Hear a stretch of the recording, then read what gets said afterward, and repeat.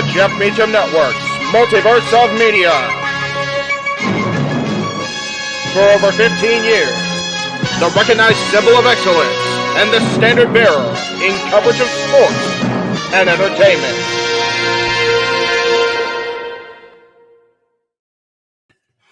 We are live, ladies and gentlemen. We're kind of scrambling here to get everything going. Ladies and gentlemen, welcome to the Raw is Owen show. I'm going to bring Walter in first, and I think I may have to bring in Noah, but we are live, so pardon us for the haphazard beginning here. We were scrambling to actually try to be able to do this tonight, so here we go.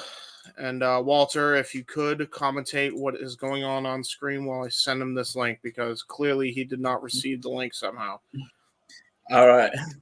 Well, first of all, welcome everyone on the Multiverse of Media. This is Jeff Meacham Network's coverage as we go back in time 25 years to the Monday Night Raw following Over the Edge. Now, this was May 24th of 1999. Monday Night Raw, as we start off with JR. Welcome everybody to St. Louis, and we get the 10-bell salute, and they have the entire roster out on the ramp now as Howard Finkel tells everybody to join them in a moment of ringing the 10-bell salute for Owen Hart. You know what's crazy about this as we wait for Noah to actually come in to be a part of the stream is I was 3 when this went down.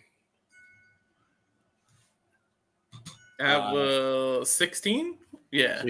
You were definitely older than I am. And with that said, here is Noah Foster as we salute the 10 bells here for Owen Hart. Owen, do you see the thing fine? Yeah, I can see it fine. Okay, is everything good on your end, Noah? I'm loading in right now, and yes, I can see everything and hear everything as they told the bell 10 times. And here we see the McMahon family. We see Linda, Vince. We see WWF superstars, staff, personnel, someone that looks like John Lennon. We see good old Jim Ross and Jerry the King Lawler standing and applauding as we gather. Stephanie looks like a baby there, huh, Noah? Yeah, right. All right, gentlemen, you have a good call. I will be in the green room while you guys do your thing. Sounds good. As we now look towards this tribute to Owen Hart. And again, folks, welcome to part 2 of this Jeff Meacham Network Multiverse Media Retro Watch Along event as we honor the late and great Owen Hart, the Rocket, the Blue Blazer, the King of Hearts, the one that beat the best there is, the best there was, the best there ever will be, former Intercontinental Champion, many say an uncrowned WWF Champion, taken away before the peak of his career and his time. I am, of course, the Superman Noah Foster alongside Walter Cruz. As right now we listen to this video package here. Slammy Award winning, by the way, Owen Hart, member of the Hart Foundation, which has a friend, a mentor, a brother. One of the very first nights in the business, Walter, honestly, to Mayo's point, that kayfabe was non-existent. Yeah, they broke kayfabe for the first time. I don't, and a couple years before this, Brian Pillman passed away, but they didn't do a Tell-Ben salute. There was no Brian Pillman's Raw, so this is really the first one that they did. And of course, this followed a trend of many great tribute shows honoring the fallen, included about limited to Eddie Guerrero and Bray Wyatt. And it's a shame that it had to be a trend. 1965 to 1999. Thank you, Owen. Just want to also say for anybody that was expecting JJ during this show, as the fans are getting very emotional along with the wrestlers that were there, JJ will be here momentarily. He is literally coming back from priorities, so he will be here when he can be here. So If anybody was asking right off the bat, there you go. Thank you for that announcement, James. Male and female WWF superstars and multiple fans showing their respect. Yeah, the entire roster out there. Mark Henry. Now that we go into JR and King as they welcome everybody to St. Louis. And to your point, first broadcast of its own kind ever in the world of sports entertainment. The celebration of a life of Owen Hart. We got 10 very unique matchups.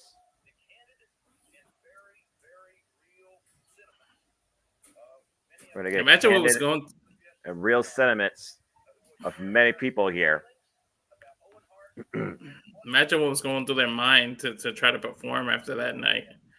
I mean, most of them were the same people that actually did it during the pay-per-view, so they were able to pull it off. So to let 24 hours pass and to let it sink in, sometimes it's even worse than in the moment. To your point, one of the most emotionally charismatic, caring, and total individuals of the business, Mick Foley, kicking things off here with his thoughts.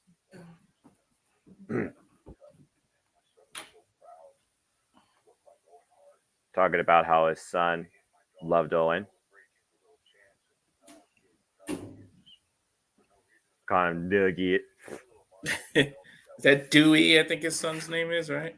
I believe so. One of the things that Mick Foley says that strikes me is that he was Dewey's favorite wrestler was Owen Hart.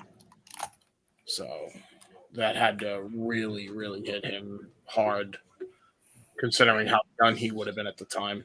And considering he would grow up to want to be like Owen Hart. Mm-hmm.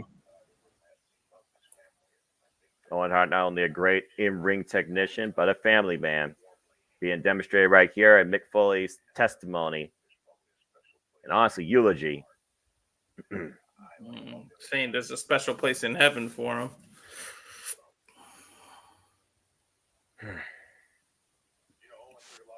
We got Bradshaw now.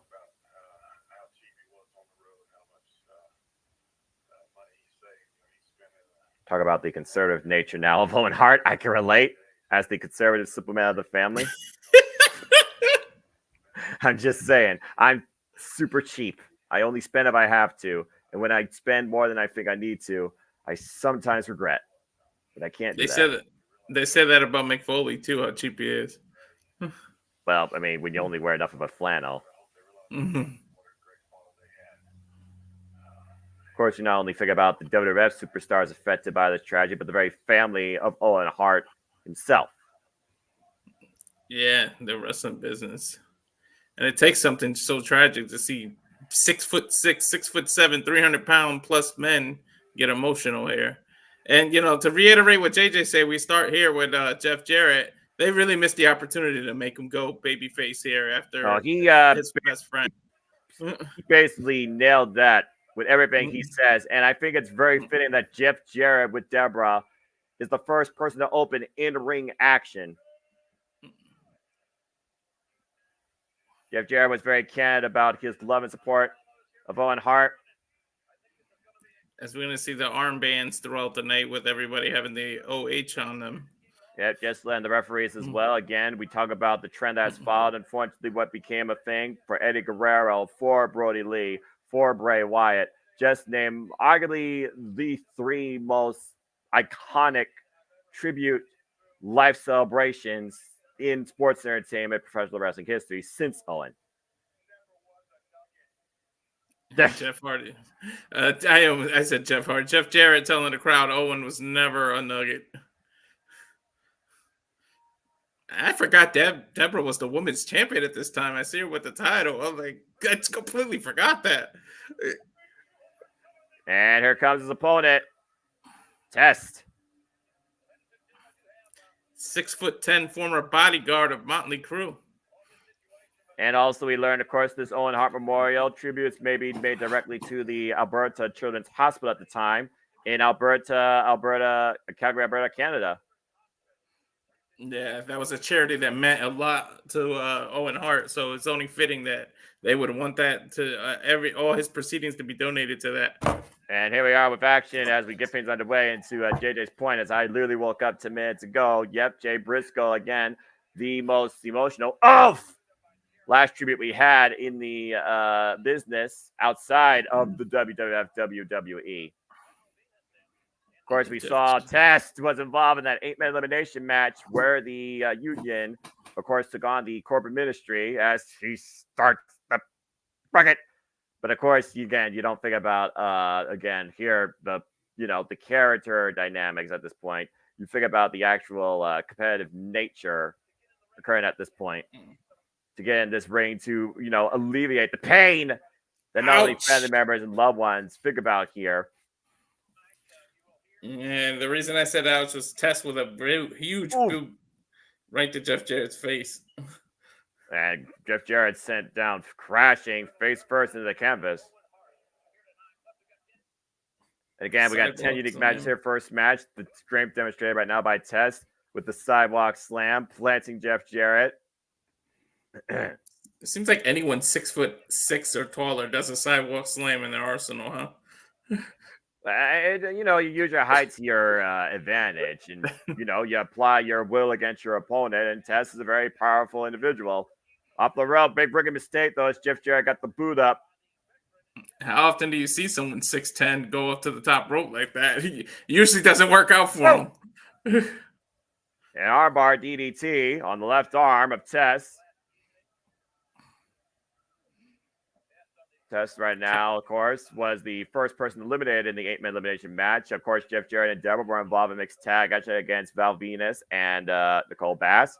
And Val and Nicole not only won, they celebrated. Gut wrench. Look at that power bomb. In the cover, hook of the leg. 2 count counted by Theodore Long. Deborah on the apron now. Deborah right now giving Test more than he came for tonight. Oh! And of the distraction, the stroke. Reverse Russian leg sweep by Double J.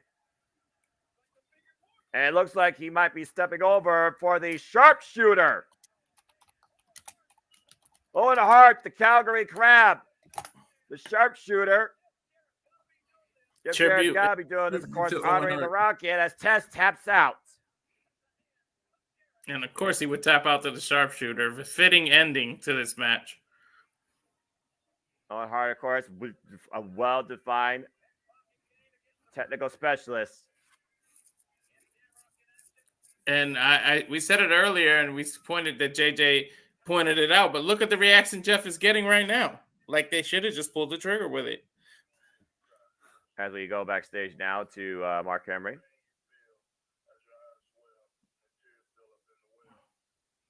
Mark Henry seems like he's reading a poem of some sort.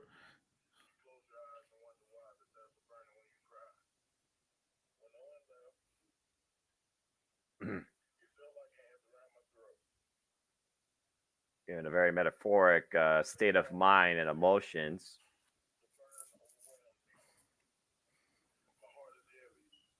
Starts heavy. That's saying a lot for Mark Henry when you think about the size of that man. Yeah, look at the pauses he takes before he can read it. He's getting all choked up.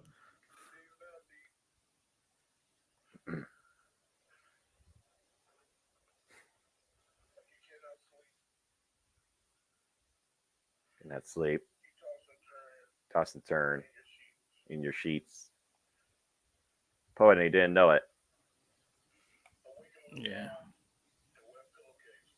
Like I would saw some pillowcases. They're endlessly looking to the sky. Before I cry. We got Drowse here, DRLZ. One of the newest people to come into the WWF landscape. Only was there for a year and a half. What a gimmick, able to throw up on demand. Yeah, that aside, I do wonder, Of course, he would have fallen into his own tragedy just maybe a year later after this? Give or take, yeah. Yeah. Talk about how Owen was always a trickster, always had a way to lighten the mood.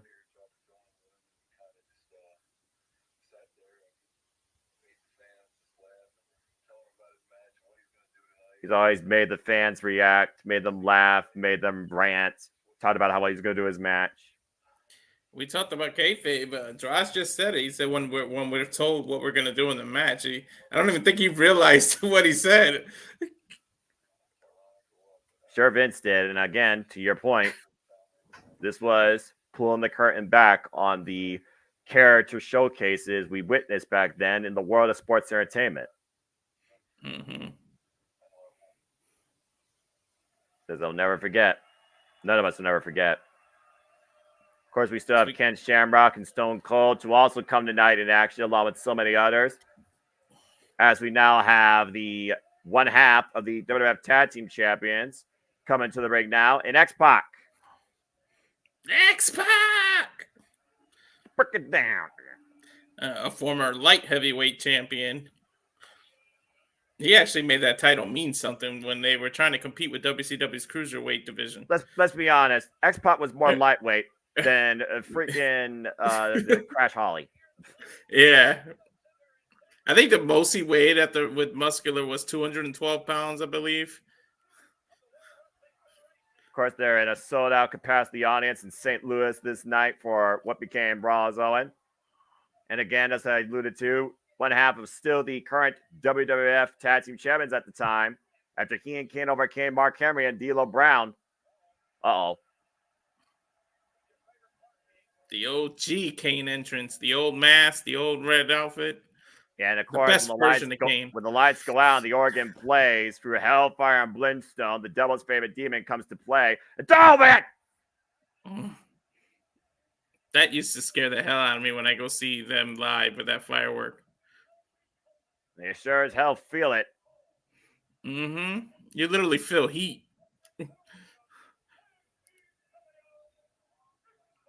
The 6'6" anomaly. X-Pac and Kane, though, had a hell of a physical war, though, defending those titles. Very competitive match against D'Lo Brown and Mark Henry had over the edge. And, of course, we witnessed the world's strongest man, Mark Henry, get choke slammed by the Kane. Yeah. Choke slam well over 350 pounds. Made it look easy. He didn't really struggle. And of course, Kane, a one-time WWF champion at that point, who won it in just the prior year before in June and then lost it the Monday Night Raw 24 hours later. One of my favorite themes from 1999. And one of the most unique entrances of the time as well. As I see also rising up out of the darkness into the light, the Renegade of Wrestling will be joining us soon enough as he has joined the feed watch along room as the Brood has arrived. Edge, Christian, and Gangrel surrounded by the flames. What were you thinking? Stepping in through the realm of the deadly. And two of these still doing their thing in, of course, a different company, at AEW, but two of these people still going strong to this day. And, of course, we know we'll be calling Double or Nothing this Sunday, me and James, as we will have Edge, Adam Copeland defending the TNT Championship of barbed wire steel cage against Malachi Black, going back to his brutish roots. And, of course, Christian Cage will challenge for the AEW World Championship against Swerve Strickland. This and so much more to come here at the Jimmy Dart Multiverse Media live watch event scheduled 2024 when we cover AEW Double or Nothing Sunday. But tonight is about honoring Owen with Raw is War becoming Raw is Owen. And tonight, of course, we have this Freebird faction of sorts in tag team action. And it looks like it'll be Gangrel and Edge kicking off here for the Brood against Kane and X-Pac. Speaking of the Renegade, good sir, please, ladies and gentlemen, welcome the Renegade of Wrestling. JJ Williams is in the house. Good evening, JJ. Thank you, everybody. Good to Good see you, man. evening. Again, this is your gem. This is your suggestive brainchild in honoring one of the greatest of all time that fell so early in the business. As, of course, we have in-ring action currently going on right now, but it's good to see you. And I'm sure we're going to get a lot of your thoughts as, of course, we'll have another tribute for so many other WWE superstars. We have Edge and X-Pac right now locking up. Good show to talk about Edge, taking down X-Pac.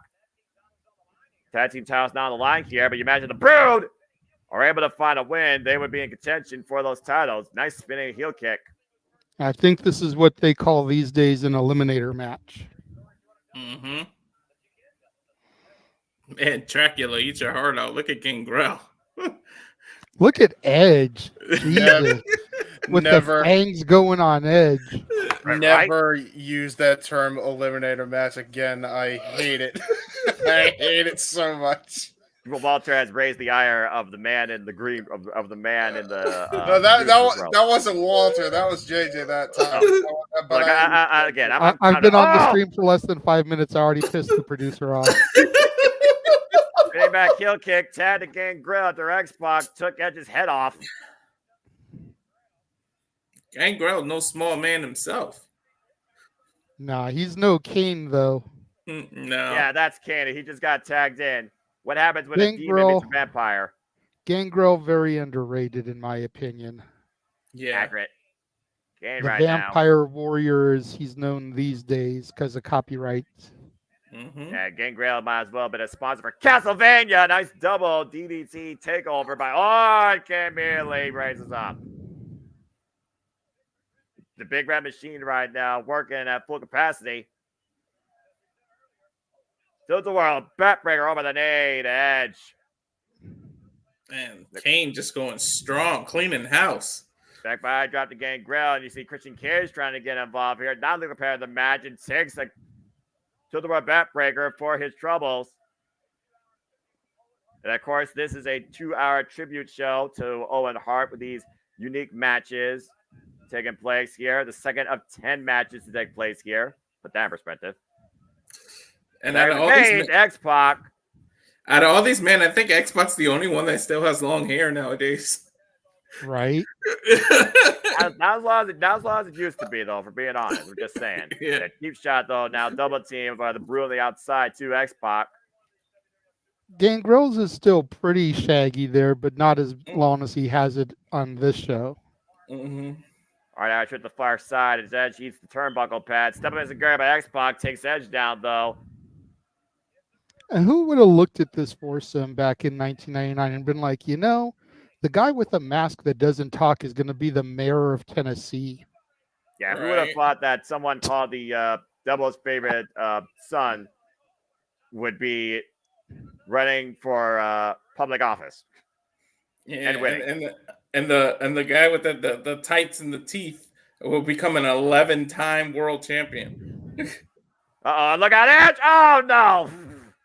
And that X-Pac would be a 2-time Hall of Famer. Exactly. With Bronco Buster being part of his accolades, came with a choke slam. The Big Red Machine now using his own partner, Pop Planet, top of the Gangrel, and the 3 count for X-Pac and Kane. 2 sub 10-minute matches. I think the first one went about 3.5 minutes, and this one was about 4. Welcome. Yeah, to that's the theme here. That's Mm-hmm. the theme on this show. Most of the matches are not very long. That was the case for the Attitude Era for the most part, anyway. But yeah. Well, that and plus with it being a tribute to Owen, like people really don't want to work, but they don't want the people to go home unhappy. So it's a cage of Brian Cage. Get your shit in. And speed of really pulling back the curtain. Here we have Triple H and Joni, aka China, talking about Owen.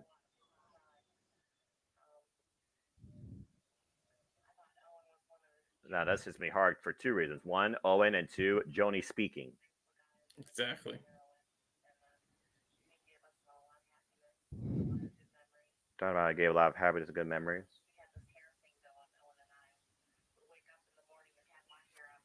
The hair thing. Yeah, It's Owen was weird to known as see a Triple H prankster. at a loss for words. Right? Yeah, he looks off like it's lost in thought. I believe the term the kids use is shook. Yes. Yeah. See, Triple H actually has a word. Very shook. Very shook indeed. And got his composure and breathing. And I heard Soundsley with something to say.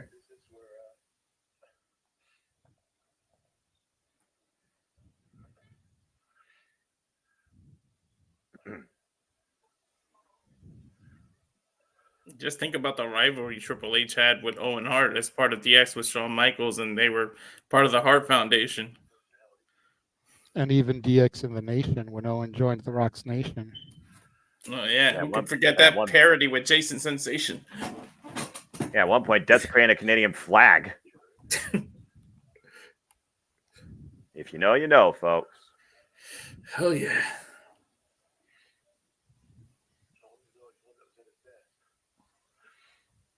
And our guy himself saying, "Oh, it was always one of his best." They were a piece of trash. Always there for everybody.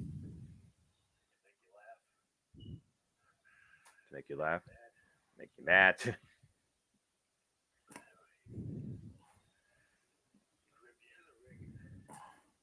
Grab you in the ring. Make you so mad you want to choke him.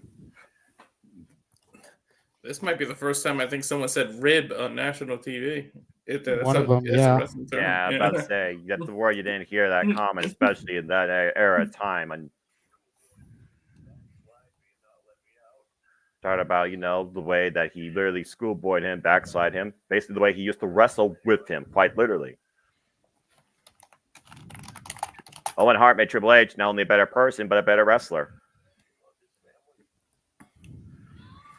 And in that vein, a better family man, too. I think we got Stu to thank for that because he instilled those into Owen, and Owen passed it on to other people. Yeah, the integrity of Owen Hart runs deep within the Hart Foundation family tree. The integrity of the entire Hart family. Accurate.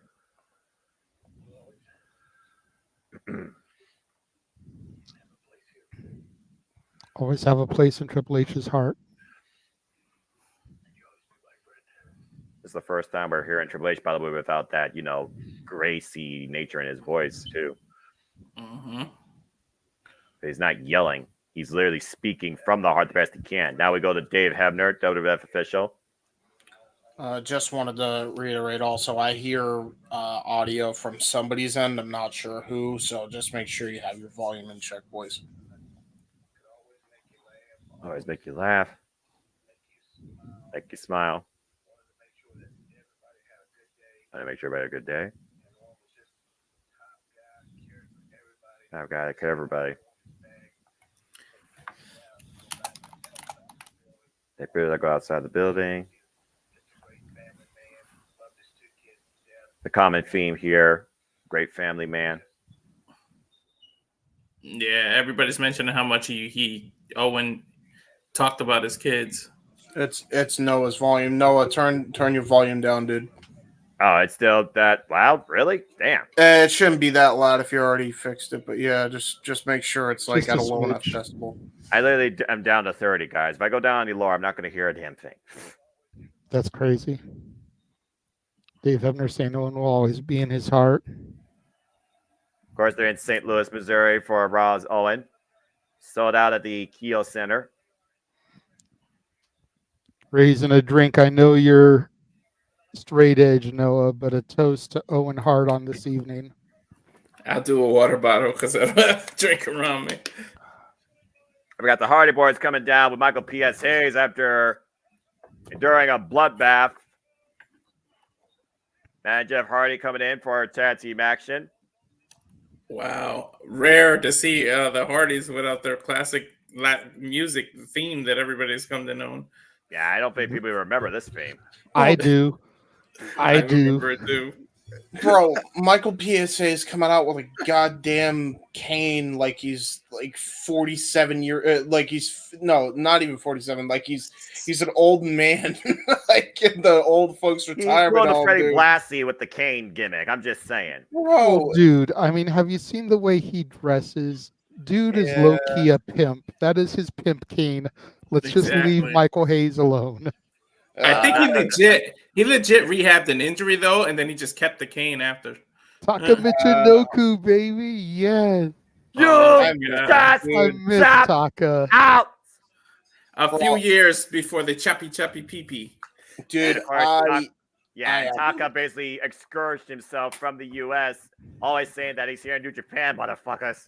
Of course, became part of Suzuki Gun alongside Suzuki Gun, started his own promotion, JTO, Just Tap Out. And of course, one of his greatest pupils, Zack Sabre Jr. Mm-hmm. since he was mentioned and since he's in the ring, I have to say, like, I really feel like Taka Oh my. Michinoku was one of the most underrated wrestlers ever, dude. I Accurate. wish they did more with him. He would have banged in the cruiserweight division for real. He And really would have. imagine the cruiserweights winning with a Michinoku driver. This is the guy. Look, This is the guy that's the reason we talk about the Michinoku driver. exactly. I loved me some Whoa! Taka back in the day. And Noah, since we pointed it out last night, pay attention and see if they call it the just like that when Matt hits that twist of fate. Now that you know, try to pay attention for that. Most certainly will right now. And of course, Funaki SmackDown's #1 announcer. Look at this right now. Test of speed. Look out. Oh, go. Man. Jesus. Over the top plunger there by Jeff Hardy. A young Jeff Hardy who not many people can match the speed of Taka Michinoku, but at this time, Jeff could. Yeah, I guess this young kid from North Carolina, a little poetry in motion here by the Hardys. And a clothesline followed by Matt, taking his head off. Of course, I'm not sure what was worse. The little blonde tuft on Taka's hair, or the Hardy Boys with those wannabe tribal tattoos that are etched onto their sleeves to make them look like they're badass. Facebuster there of sorts. That's pretty much the sleeves. Like I don't know if any of you watch Big Bang Theory, but there was one where they just wanted to get goth chicks and they wore these tattoo sleeves to the club.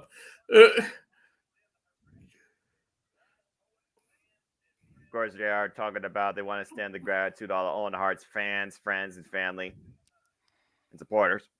Michinoku driver right there. Mm-hmm. Yeah, unable to capitalize though. Not going for the pin. Might be looking for the tag. Michael Hayes right now encouraging Jeff to tag back, which he did, and Funaki now legal. Want to talk about another guy that was underrated in the ring. How about Funaki? Yeah. If I remember correctly, the last time he was had a first name. Yeah, if I remember correctly, the last time he was in the one of the last times he was in the ring was literally in a bar fight, and all he did was drink at the bar and passed out. Oh! Don't they literally to this day still use Funaki as a Japanese announcer when they have to do it? I believe he's part of the Japanese team. Look out! Taka flying up the top rope. The crossbody. We got to do it. We got to do it one time. We got to do get it right. It's the Spaceman Plancha. Put some respect on Taka Michinoku's name. Here we go. Netbreaker. They just called it a net breaker. Yeah, and Matt with the win. I just wanted to go, and then somebody else go, indeed. Like, yeah, the word indeed became a freaking shirt gimmick before bruv and yeet. Yeah, and we're not talking about the company you use to hire people. Right. Now we got Bruce Pritchard, WWF official. Also known the man as behind Brother Love. Yeah. One of my old roommates always wanted me to pull off Brother Love for like a Halloween party. I was like, if you go dressed as Virgil, I'll do Brother Love. He wouldn't do it. I think you can pull Brother Love very well. I just don't want to spend the money on the white suit. Mm-hmm. I would say white suit. It's like I am a fat man in a white suit that's going to get dirty and sweaty. Dustin Reynolds now. rare opportunity here where we see him outside of the Gold Dust makeup. Yeah, prior to basically retiring it before becoming part of All Elite Wrestling in 2019. As he had sharing some stories here about Kansas City, Missouri. For those that don't know, basically Bruce Bridger once again re-embodying such the family nature of Owen Hart. This is one of my favorite Owen stories right here. The big pot of chili. Yep. It's a great story. Put all the hot sauce in the chili. Oh my gosh. Monster. I can see somebody doing this. Problem is, you could probably legitimately die from that. Yeah, right? Like, you actually Harley came after Owen with a stun gun for fucking up his famous pot of chili. Don't blame him. Yeah, dude, and this is before the one chip challenge. Yeah. Oh my god. Oh gosh, Walter. Wow, that's a hell of a metaphor, but you're not wrong. Could you imagine Owen Hart doing a one chip challenge? He would have been OG YouTuber before YouTube old people. doing a hot chip challenge just for the memes. Yeah. Here comes Hardcore Holly. Hardcore Holly, of course, failed to capture the WWF Hardcore Championship against Al Snow and Head and over the edge. JJ mentioned it last night, and I agree. There was just something about him that never clicked with me. I preferred him as Sparkplug, to be honest. At the end of the day, Hardcore Holly was, and excuse the pun here, Noah, he was that grizzled young vet that they put all the rookies up to test their mettle and see if they were going to be quote unquote tough enough for this business. Which he has the reputation of a bully for a reason, which is why a lot of in-ring talents didn't like him. And just like I said last night, just something about him didn't click with me. Unlike this gentleman walking to the ring, one of the original competitors in the UFC, the Ultimate Fighting Championship. I remember watching him go up against Royce Gracie, Dan Severn, long before Tito Ortiz, long before Chuck Liddell matches. Long before Anderson Silva, Conor McGregor, and Michael Bisping. I'm just talking about matches for Shamrock. Like, I remember seeing him fight Gracie and Severn. Yeah, one of the most intense individuals you'll ever be in the ring with at that time. There was a reason why he was called the world's most dangerous man. Which is weird because when he was outside of the ring, dude was like chill as hell. Nice. I remember bumping into him backstage at a UPW show back when I was first getting into the indie scene. And he was just like calm, cool, collected. Nothing like the intense persona that he displayed in the ring. Yeah, or the intense persona he displayed over the edge when he literally was trying to shatter the ankle of Farouk and got disqualified out of that 8-man elimination match. Can I just say? Whoa, wow, nice front face lock, suplex with a bridge by Shamrock. 2 count, their fall. Go ahead. As great as Shamrock is, he will always have the tremendous blunder in UFC of, I'm going to beat you into a living death. Oxymoron, living death. There's a cliche. Butts out gut laughing, dude. There's a cliche. It's always the quiet ones, and it's he probably was one of the quiet ones. He should have been one of the quiet ones. Yeah. Well, after that, would you blame him for being quiet? Great pin down there for a near fall by Ken Shamrock. I mean, that's probably unfair because while he was an Impact for that short stint, he actually got better on the mic. But I assume it's because he's like, I can never cut a promo that ridiculous again. I can't afford it. Yeah. It's ruined my image. And of course, he would he would famously go on to create the Lions Den, the Team Lions Den, where many UFC fighters have come through. And of course, NXT tried to reincarnate that with their Fight Pit and Underground. I love that Hurricane Rana of his. A dude built like him should not be able to do a jumping Hurricane Rana like that. Ken Shamrock with the takedown, now applying the ankle lock. To your point, Ken Shamrock bringing the mold on what heavyweights could do, what cruiserweights are known to do, as he has an ankle lock applied to Hardcore Holly, who taps out. And of course, breaks early this time. And Ken Shamrock was the one who brought tapping out to WWF. You didn't really see people tap out to submission moves prior to Ken Shamrock. You saw him incapacitated before tapping. And since we just saw the Richard Petty wannabe just get his ass kicked, go back to go back to the level below NASCAR, you hack. Mhm. Oh, And word- everything, in the word everything of we said Farouk. about. Go ahead, Jay. Damn. Go ahead. Go ahead. No, No, I but said I that's said for Farouk. all the things we've said about Ken Shamrock, even one simple thing, his theme is underrated as hell. He has one of the best themes. Yeah, true. True that. JJ, while Farouk is speaking, do I need any tickers or anything down below or no? No, don't worry about it. Cool beans. This isn't a typical watch long event. Yeah, That's this kind is of what I retro. figured, but I just wanted to double check on that. We got Tess now. Test, may he rest in peace. Ugh. Yeah. Talking about a Another story of- one gone too early. You're right. Yeah, I mean, Lucky son of a bitch dated Stacy Keebler. he Mhm. did. That's actually how I met him too. Little funny story. Stacy Keebler came to do a signing at RVD's 5-Star Comics. And so went inside, waited in line, went to meet Stacy. Test showed up after the show to pick her up.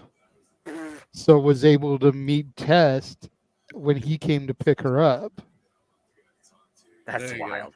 Oh, jeez. Dude was chill as hell again. Like The he irony. realized that all the thirsty guys were there to meet and drool over his woman. So he was more than willing to, stop and give a little bit of time when someone acknowledged him and started talking to him with a little bit of respect. Well, I we mean, knew nobody would listen. mess with someone 6'10". Or Here's the thing: when you're dating somebody like Stacy Keebler, you have no choice but to respect that man. All right, he's obviously doing something right if he can bag somebody like that. I'm just saying. I'm just saying. Oy vey. She might have even been too much for George Clooney, who was linked to her for a long time. Well, I mean, No, he was. George Clooney infamously had nipples on the bat suit, so I'm just saying. That is true. That is true. Well, Speaking, from one ass to another. there you go. From the nipples original- to ass man. From the original testicle to an ass man. Dun, dun. Mhm. Mr. Ass himself. I'll never forget when And he got again, poison ivy rubbed like on his butt. Like we pointed out last night, can we believe that Billy Gunn is still wrestling today and in as amazing a shape as he looks here some 25 years ago? The guy doesn't age. He found the proverbial fountain of youth. His body still looks the same. He's an ass man. There we go. Oh, no, he's got a mic. Did you forget the words?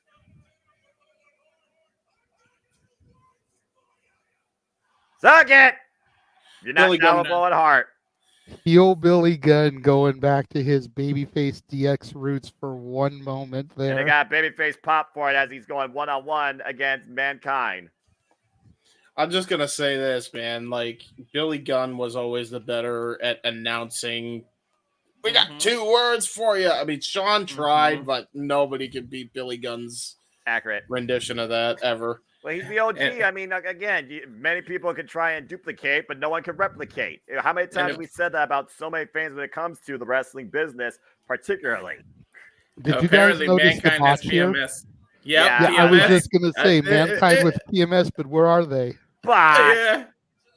In more ways than one, that he would have PMS. That would be hysterical. well, they were TV 14 back then, to be fair. And I guess this would have been the end of the first hour because the little Yeah, copyright start of the popped up. second here. Yeah. Yeah, we got our rating, we got our logo here, as we got our. I lost count, by the way. What match we're on? 4th, I think. And I gotta say, I I got don't used to the car crash theme and everything, and I love Mankind, but nothing was better than that. The organ or the piano, creepy ass Yes. Mankind. That theme the was like the tortured- best. Schizophrenic. Yeah. The tortured soul that was basically, thrown away by this world. Mm-hmm. Mr. Gave Adams now teeing off Undertaker a against hell of Mankind a- in the corner, or having to try and call for a break. He gave Undertaker a hell of a rivalry. Oh boy. Emmanuel, I'm going to say no to that just because wrestling karaoke isn't until next March, Get the hell of that. possibly even next Whoa, my- April, considering how late Mania is going to be. Yeah. Let's hold off on that one because I don't want to forget about it. Big clothesline over the top rope. Mr. Raz with his pants down right now on the outside. Mankind in pursuit. Mr. Ash showing his ass. Probably not the first Literally time and either. figuratively. Yeah, probably not the first time either, if we're being honest. I am going to say he's the only wrestler to ever not only be a King of the Ring winner, but also have an entire Harvard educational study about his wrestling theme, I'm an ass man. This is a true thing, by the way. That's crazy to think about. What a thesis. What a thesis to choose for such a degree. Anthony James playing, of course, me and Walter will be back here at Multiverse Media live watch event schedule tomorrow, if you're out here in the East Coast, though. Today, as we cover King and Queen of the Ring. Stay tuned for our coverage of that. That, of course, will start Saturday, May 25th, I believe 11 a.m. Eastern Standard Time. So stay tuned for more on that, folks. Here's the Multiverse of Media. Yeah, that's pretty much in like 10 hours WWE for us, hates Noah. us. Yeah. Look, I did my rant, and I have zero F's about it. I said what I said about the wrestling business and bookers. Get your stuff together. But that's not what Did this you is about. say We're it on about the air or just in the group chat to us? Group chat. Okay. Yeah, for those of you out there that don't know, WWE made a 2-hour pre-show for King and Queen of the Ring tomorrow that kicks off at 8 a.m. Pacific, 11 Eastern, as Noah pointed out. We were all programmed to go live at 9 and give Noah an hour and a half for simply predicting as a lead-in. Wait, what? And then they decided to make a women's tag team title match at a 2-hour pre-show. You're fucking kidding me, right? It's a struggle right now down the gullet of Mr. Ass. Man, kind of capacitating the ass man. On the outside, or Hebner calls it. It's because of what happened on SmackDown tonight. So, James, do I sound like I'm kidding you? So, okay, so does that mean Noah can't do simply predicting because of that shit? Is that what I'm getting at? Correct. No, Noah can still do simply predicting if he wants to, because he usually tunes in late for the show to start anyway. That is true. No, you probably could still as pull long it off. as I have somebody to do the pre-show with me. I got no problem calling Bianca and Jade in tag action. Well, Walter volunteered. I'm not surprised by that especially one. since they're going to be going against Candice LeRae. Like, I get to praise Bianca and Jade and rip Candice to shit all at the same time. Oh, but poor Indy Hartwell. That's showing the only Owen Hart. I'll give Indy props. I like Indy. Once we get to Jeff Jarrett's. All right, guys, let's get serious about the bullshit that doesn't matter and shit that does matter. Yeah, true.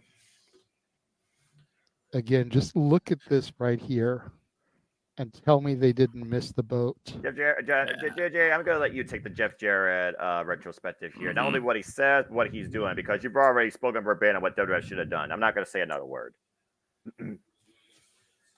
Jarrett's in tears saying he was one of those friends.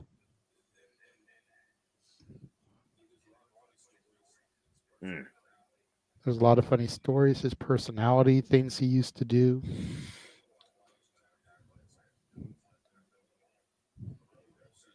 On the road. It says that he sees Owen more than he saw his own wife. And he'd say the same thing, that he sees Jeff more than he sees Martha. That was the. And now that he's not here, you look at it selfishly, that he doesn't have his buddy, his friend, his partner. You don't realize how precious something you have until it's gone. Dude. Exactly. It's the proverbial, you don't know what you got till it's gone. And when you really think about Owen's life, notice how he's not even looking at the camera. Yeah, he thinks about integrity. Because this business is cold and callous, selfish. He can't look at the camera. If he looks at the camera, he's going to break down even more than he already is. Says Owen was real in this fantasy world. He was a man's man. Of course, his wife and kids still run the Owen Hart Foundation. His wife and his kids are 3 of the luckiest people in the world.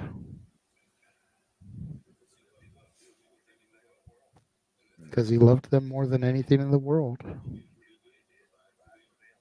And he did what he did to provide for them. Family the strongest force in anyone's life. Don't I know it?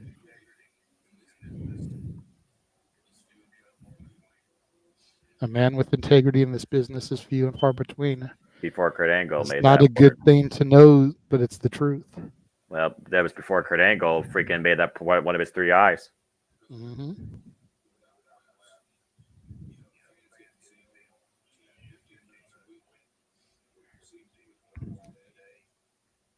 Fans get to see Owen for 10 to 15 minutes a week, but when you get to see him multiple days a week, 12 hours at a time, makes work entertaining off the camera. I'm telling you guys, it was this night that I turned my leaf over and I began to respect Jeff Jarrett. Yeah, seriously, this should have been the night he turned babyface, like for life. Honest to God, Not you're for showing life, not for life, for but for a long while. at least for those few months until SummerSlam. Despite my kayfabe nature of Jeff Jarrett in 2024, I agree with you 110% about this Jeff Jarrett in 1999. He should have been a babyface here. He should have went for the title at some point, and even if he came up short, like Jeff Jarrett will also be it part would've of been the awesome. buy-in panel at Double or Nothing. He got me emotional now. Now that he's talking about Owen's kids and. Yeah. Well, considering you are a father yourself, along with this man below me, I may not be a father, but I'm a proud uncle to a 9-year-old Jim and little Ella. Yeah. Not only Jarrett the emotion, said that he made a promise to himself that as they grew up, he was going to do everything he could to let Oj and Athena know what a great man that he was. And now we go I to think Ed. Jeff had the longest one so far now. Well, he had a lot to say. I mean, Well, again, but you got to figure that was his tag team partner. Right? The connection with those two, all right? You know what the screwy part of that is while Edge talks about him? For real, like, I think I almost wonder if Jeff even got to do exactly what he set out to do, considering the whole issues with Martha and the wrestling business for like the longest time because of what happened. That's what really gets me thinking. Like, did he even get to do what he set out to do there? Well, considering the I don't know. Go ahead, JJ. I was going to say I don't know if he got to do it in the short term. Yeah. But you figure that Martha is now working with Tony Khan in AEW. Yep. With the Owen Hart Foundation and the Owen Hart Tournament, and Jarrett is employed with AEW. Right. So he may have, in the long run, gotten to talk to Oj and Athena again once they were grown up and could make some decisions for their own without Martha sheltering them. But in the short term, probably not so much. Right. Yeah, about to say. It's always possible, maybe during his WCW run after this, because Brett was over there, but Brett and Martha were at odds too. Right. So there's the possibility he was able to get close to her through Brett, through Bulldog, but not really positive on that one. But, yeah. Not impossible, but highly improbable. You almost got to wonder if Jarrett is who was able to get to Martha to start the Owen Hart stuff with AEW. Because that all started shortly after Jarrett came over. I think it had to have been a combination of between Punk and Jarrett. I have to imagine that, Punk came up with the idea. Jarrett had the way to get a hold of people at that time. So I could see it, going both of their ways. Now let's just hope that it was Jarrett that made the deal and not Punk. I got to do the head shake. I used to walk around school doing that. This was one of the worst Jim Johnston themes ever. I'm sorry. It was. I like the one that evolved from this, the Danger at Your Door.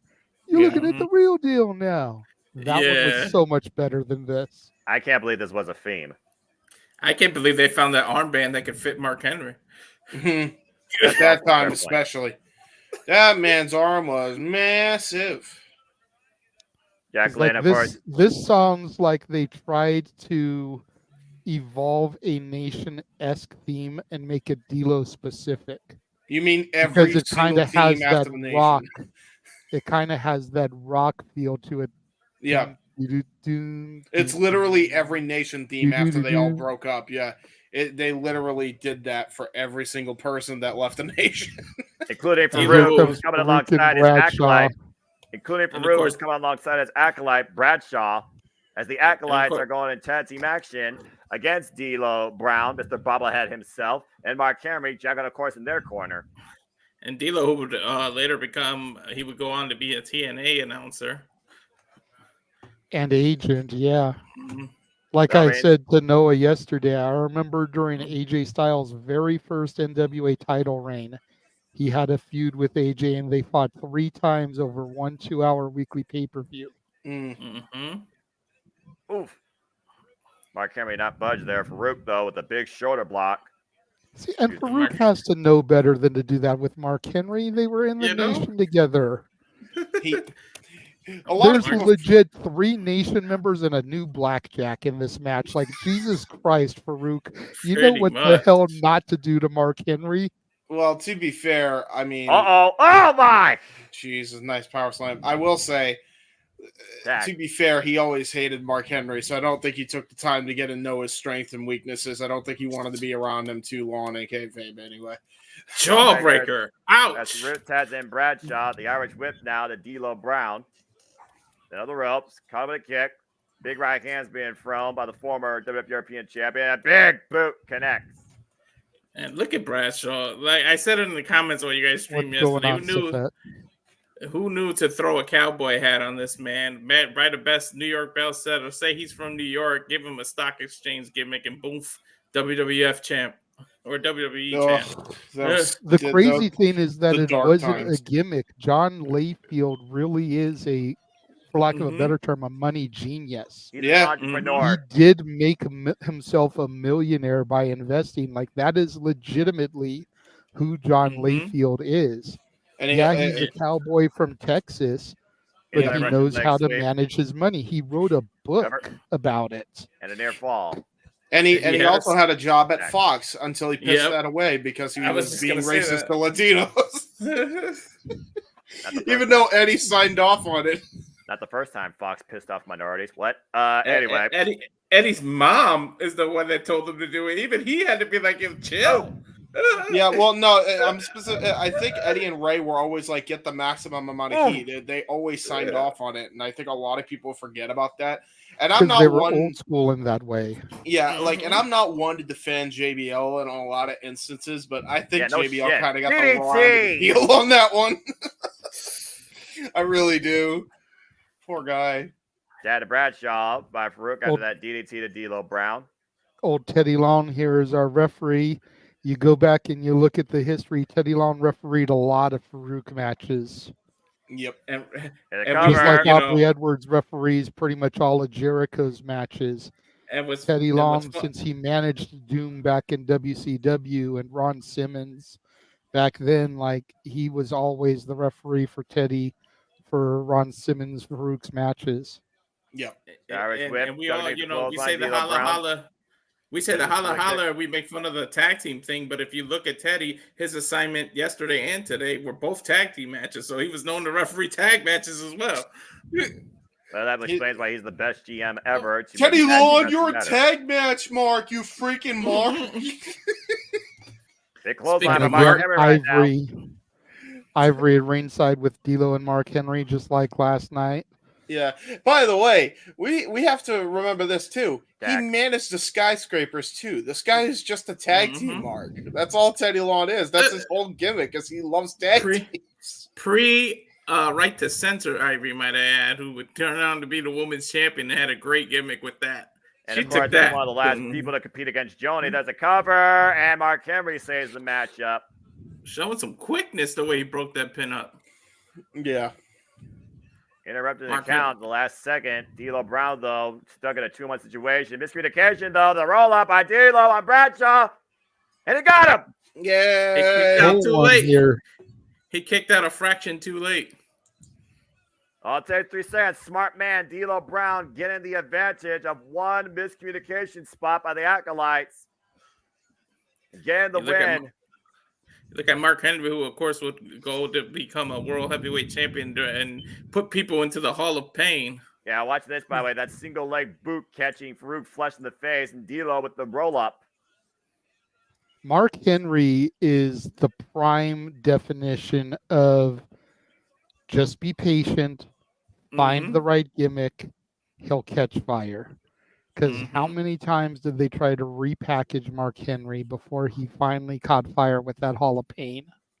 I lost count. And here we have the first ever WWF Intercontinental Champion, Pat Patterson now. He was the carrying cross of this generation. Like, how many times they have to repackage somebody? Well, he first he was the Olympian, then he was Nation of Domination, then he was, the sexual chocolate, then he was, the world's strongest man. Yeah. Then he was like ECW, and then finally they found like the Hall of Pain, and I may have missed something in between all that stuff. And the Hall of the Hall of Pain, if you look at it, he's went to total. That started as a gimmick, as a rib from Vince McMahon, who told him to go out into the ring, that he was going to go for a match, and everybody had left. No one was there, and he was pissed off, and he started breaking shit in the arena, and pissed that he was sitting there waiting. First, he was going to beat whoever his opponent's ass because he thought it was late, and then he found out it was Vince ribbing him, and that slowly became the Hall of Pain gimmick. So it started as a rib. Yeah, which is weird because, again, it's like, it's just another fucking thing of big dick Vince throwing his weight around, and I'm not going to get into it there, but it does kind of show that side. Let's not get into Vince and his stupid intricacies. Let's just leave it at that tonight. Tonight is about Owen Hart. Marker Holly speaking about Owen Hart now. And despite all the things that Vince did, whether they were right, wrong, or idiotic, he did do some good things, and this show is one of them. It started a trend. After Raw is Owen, there was the first SmackDown after 9/11. Then there was Raw and SmackDown as Eddie. Right. Then as I heard you guys say on the air when I was getting ready to come on here, there were the Bray Wyatt tributes. There were the John Huber tributes, Mr. Brody Lee. There was the Jay Briscoe tribute. This started the trend. Yeah. So for all of Vince's faults, this was a good thing he did, and let's remember this good thing that he did, please. Yeah. I think highly rated. We've got all kinds of other days that we can talk shit about Vince. Let's not do it tonight. Yeah. I will say also, Emmanuel, considering the man is no longer in the WWE, there's a very good chance that Owen will be celebrated soon. It might not be right away, but I think someday he will be acknowledged in the WWE Hall of Fame now. Oh, you didn't know? Yo ass better call somebody. Shortest match of the night, y'all. Shortest match of the night. Oh, yeah. Just go ahead and break it down. I still have an email that's Road Dogg's name. Wait, you still have an email that's Road Dogg's name? Yeah, I have my email's roaddog_690651 at Yahoo. I created it in like 96, 97. Dude, that has to be backed up with like intense amount of spam at this point. You know what you should do? Every now and then I clear it. I still use it. I clear it every now and then. Dude, you shouldn't clear that. You should have fucking like read all the spam mail for like a series. All right, cut the spam, cut the music. The RLAD DOWG is about to speak. Dude, that would have been hysterical. Welcome to the doghouse. All right, JJ, this is all you. I ain't saying another word. I'm not going to do it tonight because, as was proven last night, I forgot some of the shit he did when he was a solos. Fair. Oh, I still remember. Payach! If Conan was the cool Latino rapper and R-Truth was just the natural black rapper, then freaking Road Dogg was the Backstreet Boys of pro wrestling. Well, No, him and he Kate was Quick more of used to the come out together. Everlast. Yeah. He was Yeah, more like true. Everlast. He was that southern white boy that still had the Yeah. flow. Yeah, true. You're not wrong. He did have the flow. I'll give him that. It It's about just me. the It's about the cadence King of is Hearts, crazy. baby. Good banner right there. Owen will miss you. Yeah. Knowing damn well they printed that off of their printer at home, probably had the holes across the top from the perforation. Probably took about an hour to print that. Remember how slow printers were back in Seriously, 99? dude. I don't need to talk about PC Blues when I worked in IT now in 2024 for 13 years and going. As we have the WF Intercontinental Champion, the Godfather, making his way to the ring, and of course, this was the original match He that was doesn't even supposed to have his happen. title. Yeah, you what the you fuck? notice that? He's missing something besides the title. I was saying, what are you referring Maybe to, one of his Walter? hoes has the championship. there Yeah, there it Oh, is. Okay. there. Oh Lord, here we go. One of his hoes has the belt. Of course. I was Now- gonna say he doesn't even have the title. Now, Didn't fun. Lita start off as one of his hoes? Yes. Once upon a time. Fun fact about these hoes actually tonight. What a sentence. Fuck me. Yeah, what a follow-up sentence, James. Keep going. Right? So you'll notice that like all the times that Godfather brought out his hoe train, that they were dressed scantily and clad. In honor of Owen, Godfather's tribute tonight was to actually have him dress more, casual Conservative. and conservative. That's why they have the black That's why dresses they're in the that black just look gowns. really That makes nice. sense. Yeah. And they're as tribute to the Blackheart, essentially. So they're Right, still that his makes a hoes, lot but of he sense. dressed them up for this occasion in tribute to Owen. Godfather This defending the WWF Intercontinental I Champion did not belt tonight. know that. I did Yeah. not know that, James. That's a great little tidbit there. Thank you for that. The only reason I know is because I'm a Charles Wright.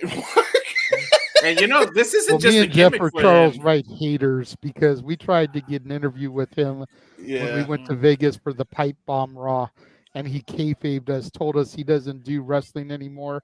Then this bastard shows up for the fucking show. I mean, you can't. So you fuck can't him on be a too personal bad about level, him for but I that. love Yeah. the Godfather. This isn't just a gimmick for him because he runs an escort service in Vegas for real. So, Well, Yes. not an escort service. He runs Cheetah's strip club. And most Yeah, of the it's a time, strip these club, were his bro. strippers. Yeah, he's not actually a pimp. Most of the time, the girls he had with him were his strippers. Yeah.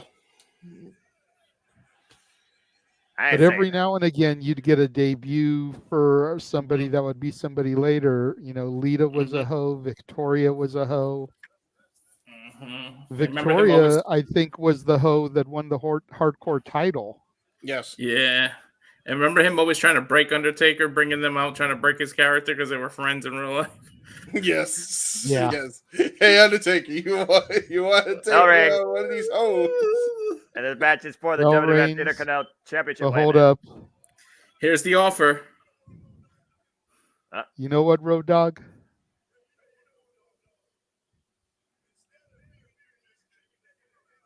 Instead of the two of us kicking the hell out of each other, especially today, That's fair. why don't you and these women go down to downtown St. Louis, light it up all night long? Oh Lord. So crowd Road saying Dogg's go got for the it. mic. What do you say? Me and you go burn one and tell some Owen stories. And Match is over. They're leaving the ring. Well, match Like I ends in a said, no shortest contest. match of the night. As the And match Dust- ends in a no contest. Okay then. I wouldn't put it past them that they actually went and did that. Yeah, for real. For real though. Yeah, they X-Pac probably did. too. Yeah. X-Pac probably joined him too. Yeah. I'm pretty sure we can, Emmanuel. If not, I apologize for the We probably can say demonetization. ho. I just decided to call them women because they're actually dressed conservatively. They are We dressed go now to conservatively. Paul Bearer. I will say I'm talking about the gardening tool just in case. Oh damn it, James, you freaking idiot. Hey, I'm a genius. I saved us in case. Paul Bearer talking about Owen. Paul Bearer with a little poem for Owen. Yeah. Yeah. And you brought up X-Pac, and here's X-Pac. Said his name and he appeared. He's not Joe Hendry. He's Sean Waltman. Ah, Yeah, but I believe in the humble humility that X-Pac is showing here. Again, talking about, the sense of humor that Owen Hart had and the humor that you all have been sharing amongst yourselves. true. Hey, man, we're trying to make light out of what was a dreadful situation. I admire that. Yeah. We're still trying to handle the situation with kid gloves, so to speak, and be respectful, Yeah. especially when we get to the matches. And some Yeah. of the people that are speaking, we're just disregarding. And I do apologize to the viewers with that.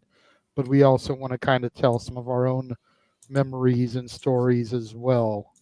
Yeah. But There's it, the handshake, by the way, that finally ended the Nation and DX feud all that time later. There you right. What a I know, freaking treaty. What a treaty I know, to freaking bring peace. I know Taker had to open a few Jack Daniels in the memory of Owen this night. Yeah. You notice Undertaker ominous by his absence here. WWF champion won the belt the night before, but he's not on the card because, again, the devil on an Owen Hart tribute, probably not the best thing to do. Yeah, As we because he was. transition to what does everybody want? Oh, Yeah, Lord. some head. Yeah, no, I need some head.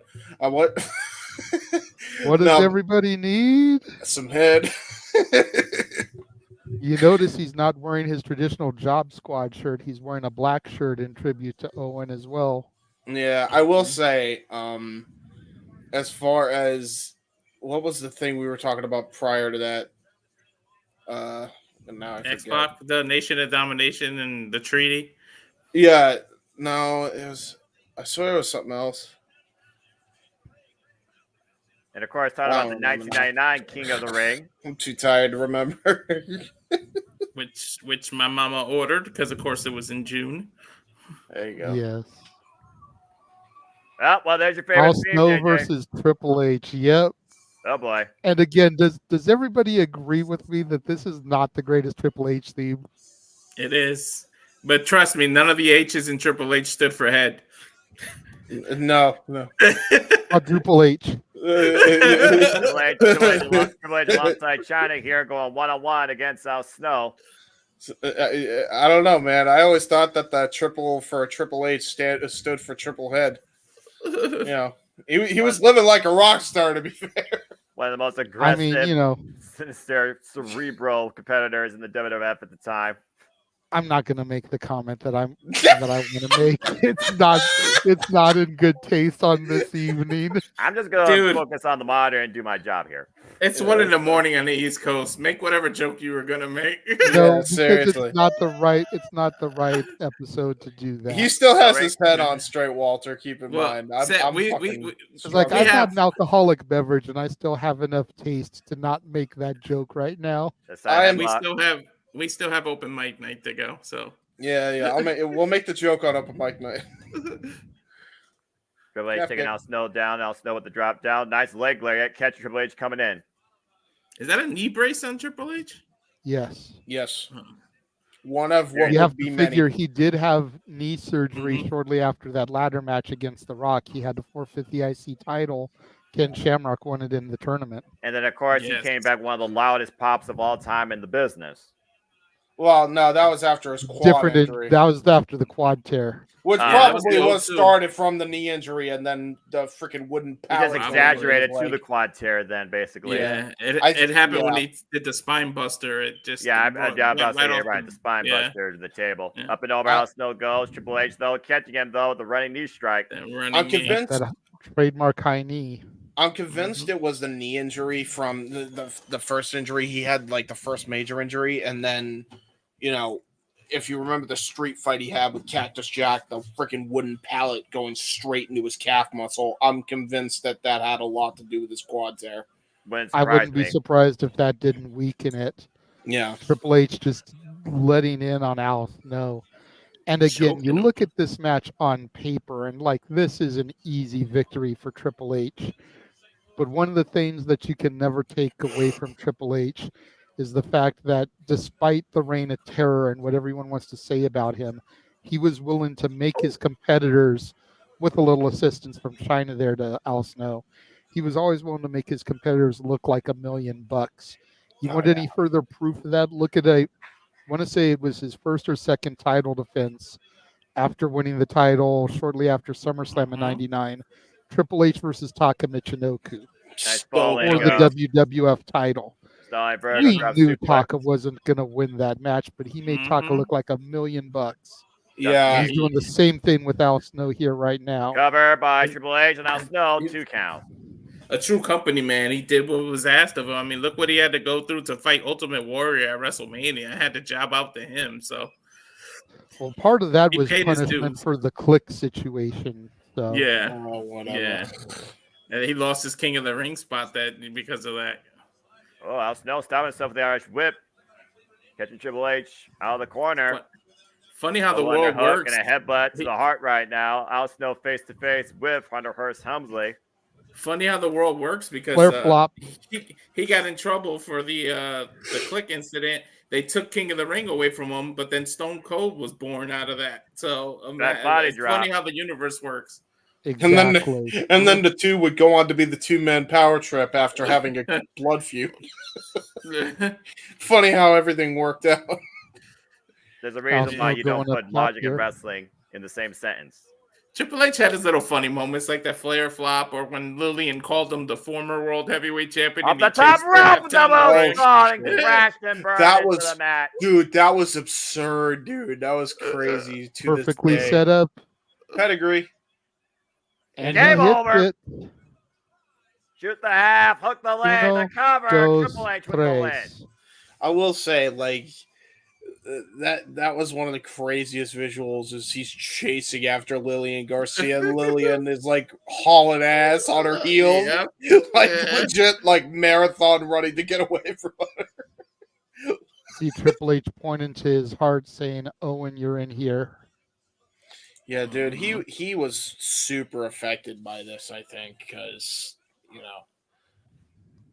like Yeah, I think there was a after reason this. he has the schedule as light as he does now for WWE. I think a lot of that has to do with this show.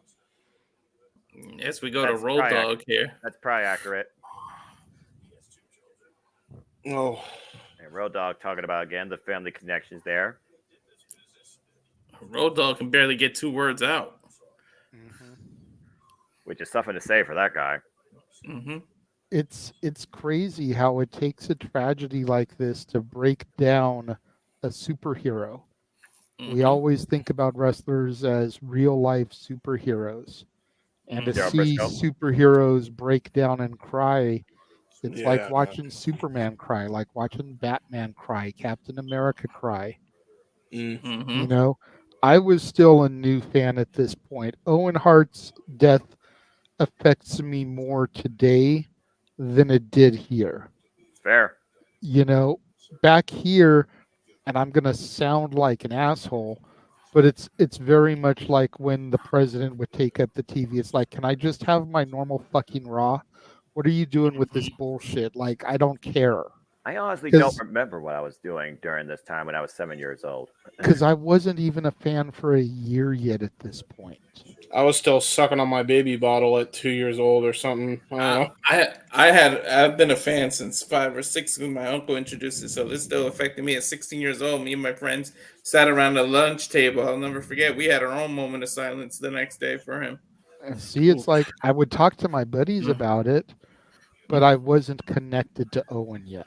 My mom was more connected to Owen because, again, my mom brought me into the business as a fan, and it started with a member of the Hart Foundation versus the British Bulldog, and it wasn't Owen. But I learned who Owen was as I progressed in the fandom. I just found out my uncle still watches wrestling to this day. We were talking about it. Unfortunately, we got the bad news that that he has cancer, and me and my aunt just somehow talked about it, that he subscribed to my YouTube, and we were talking about NXT, and he told me he still watches. I was like, wait, what? So He still keeps I up with the morning product. Yeah, I got to take him to a show, man. Respect. Don't take him to an AEW show because I swear to God, he's probably not watching.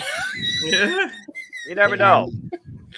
Well, that being said, Big Show now, the And largest. it's crazy to Yeah. think in May of What the- 1999, Big Show was still using this song. Yeah. Right? You just saw the way that Big Show just leaped over the top rope from the apron, though. Yes, Yeah. the agility of that big man with 500 his double pounds. braided ponytail. Which Doing what he does best. I don't know, man. That jump, that top rope leap was pretty impressive. I was saying, And Big Show here tried comes that the now. Blue He would- Meanie and Gold Dust. The If man Big used Show to do tried that now, drop he'd kicks. tear his quad worse than Vince did in 2005. I am so pissed that to this day, you can't do any of the things that got you over. You can't do them. You just can't do them. I'm over here like, why would you not want this dude to be a big hoss and just be like a stereotypical giant? Why would you limit him like that? Dude could leap over the top rope. He could do drop kicks. He could kip up. He could elbow drop people. Like, why would you limit his abilities like that? Because it didn't fit Vince's narrative. Oh my fucking! Let's go. Not- Goes no, one-on-one with the Big Show not here. today. Blue Meanie, No. of course, in the corner. Certainly going to be an interesting bout here.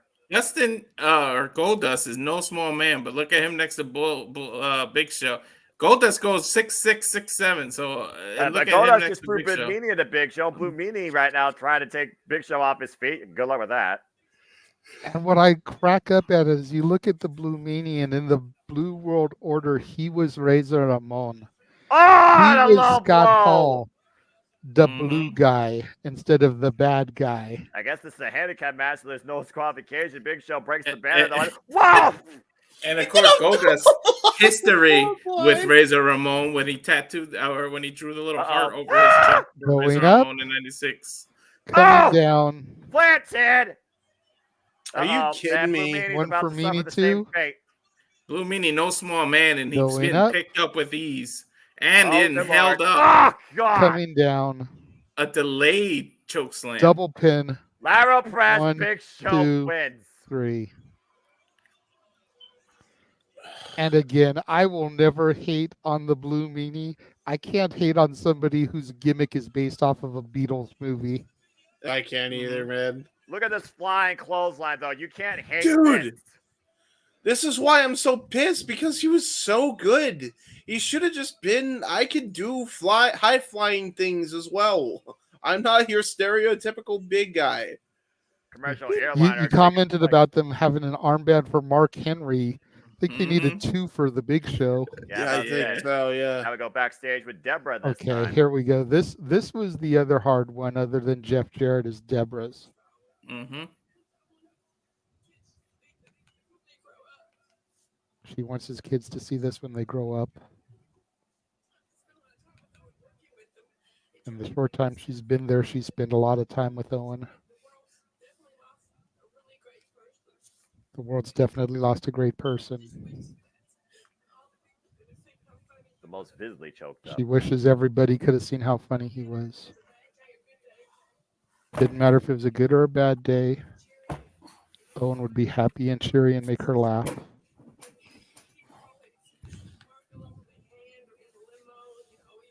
He'd always mark over her hand when they were doing autograph signings and make up funny words. You take people for granted because you're always with them. Back to what we said earlier. She felt like the shorts were too tight on her for over the edge. And the last thing she was saying to him, she was basically complaining. And she looked at her sheet this morning. They had a lot of stuff they were supposed to do together this week. Oof. Life is precious. Life's a vapor. Don't take people for granted.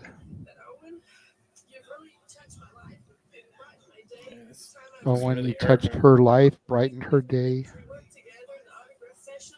Yep. She'll definitely miss him.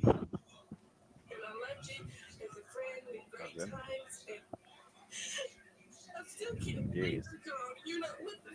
Someone's echoing, but I don't think it's Nosmo. I just hear it a little bit. She keeps looking for him and can't believe that he's gone. Wow, that hurts, man. Yeah. Again, it was like her friend on the road. Yeah. Probably the only one in the freaking back that was treating her with actual respect during that time, to be fair. Seriously, I when you figure that Jerry Lawler treated her like a piece of meat with the whole puppies commentary and everything, Yeah. no one always treated her with dignity and respect. I can feel where she's coming from. I mean, I can't Oh, compare it to a death or anything Mhm. like that, but I remember when I was working at Walmart and Mhm. one of my best friends just like quit out of nowhere, and I asked the first day, was like, "Oh, where's, so and so? They're supposed to be here. Oh, she didn't come in today." No one told me that she had quit. She wasn't working there no more. The next day, where's so and so supposed to be here? She didn't come in today. Finally, after almost a week, they told me that she had quit. And then, like, there were days, like a week or so later, where I swore she was in the room and she wasn't there.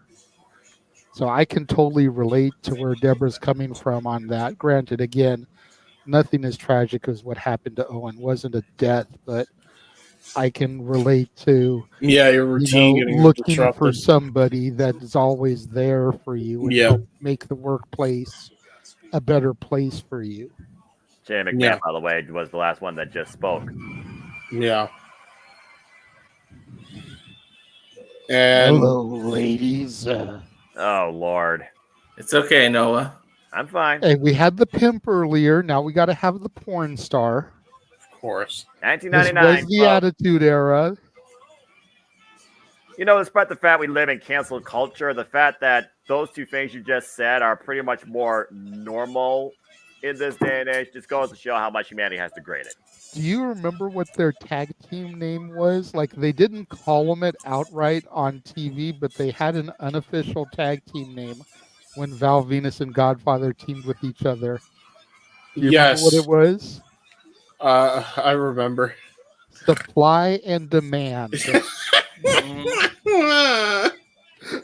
The pimp and the porn star. Of Yeah. course. I'm a little surprised Val didn't come out with a black towel. And they probably should have, to be fair. I will say, folks, we're not done after this match and the final segment. There's actually one more thing left. So a Yes, little there Brucey is. bonus. Yes, there is. And once Austin is done with his final segment, if you can pause so I could set up the other thing real quick, please. I think it's in the stream you gave me, but yeah. No, I no, can give no. it a Pause. hit pause. It Oh, is, the but I'm just saying backdrop. Okay, pause the video so I can like set up what we're going to see. As the Right, People's okay. Champion, The Rock makes his way to the ring to go one-on-one with Val Venus. The Again with Elvis that heavily sideburn. taped casted arm after having it ripped off by Triple H last night at Over the Edge. The quote Mhm. unquote broken arm of The Rock. Maybe not broken, but certainly damaged without the post-match insult by Triple H, to your point. Yeah, I to think. Emmanuel's point, another mismatch. But again, Yeah. got it.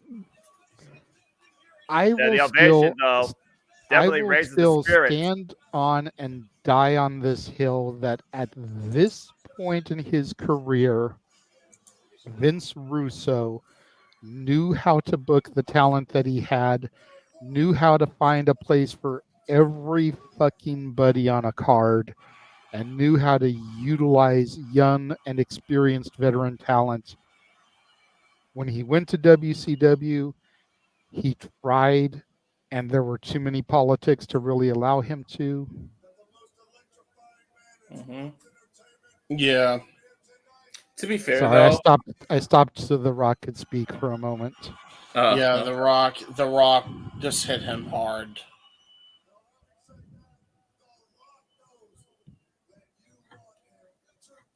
Mr.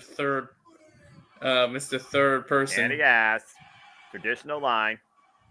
But to be fair, a lot of the tribute shows, a lot of people that traditionally wouldn't face each other faced each other because it was just tributes to the people that they lost. Yeah. When this is your night, and The Rock loves you like no other. So The Rock, along with the millions, and millions of fans dedicate the People's Elbow tonight to you. If you smell, I still can't get over that. The freaking sideburns with The Rock. right? The only person that knew how to wear sideburns at the time Mm-hmm. and could pull it off. Doing his cowboy Bob Orton impression with the damn cast, because that's just a weapon at this point. Celebrations are underway here, and the Rock and Val Venus right now going one-on-one here on Raw's Owen. Val Venus coming in with fists of fury, trying to get the upper hand early on against The Rock. And you look at this match on paper, it might be a mismatch, but both men, similar build here. Bit of a heavyweight fest also when you consider both men's styles, more strikers than technicians. Yeah, I would consider it an upset victory, though. Val Venus did beat The Rock.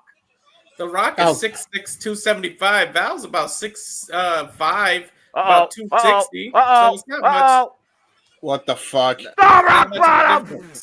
No, you're kidding me, right? Kicks the arm in. You tried calling it last night. How about you try and actually get it pulled out here tonight?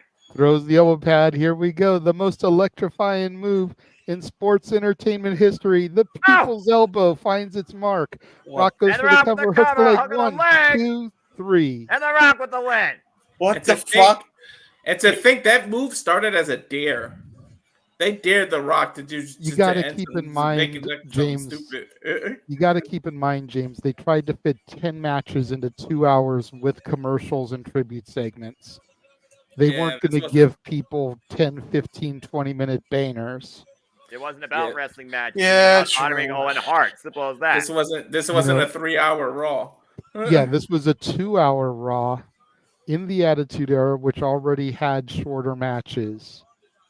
And they were trying to fit the backstage tribute segments, commercial advertising, and everything else. And the people talking the tributes, yeah. And speaking of which, we got one more tribute to go.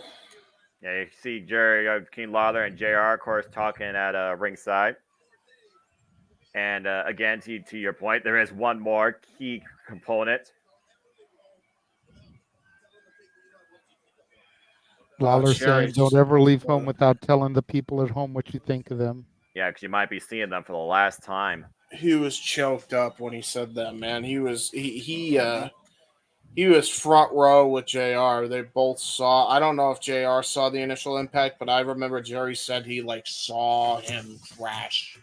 Both of them saw the impact. Lawler went into the ring and was with Owen for the entire time there. And this has always been an intriguing tribute to me, because you figure Stone Cold Steve Austin, or I will say his real name, Steve Williams, held a lot of animosity with Owen for that botched pile driver at SummerSlam 97.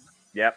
He held a lot of animosity and hatred towards Owen, and the fact that Owen never came to check on him, he thought it was intentional.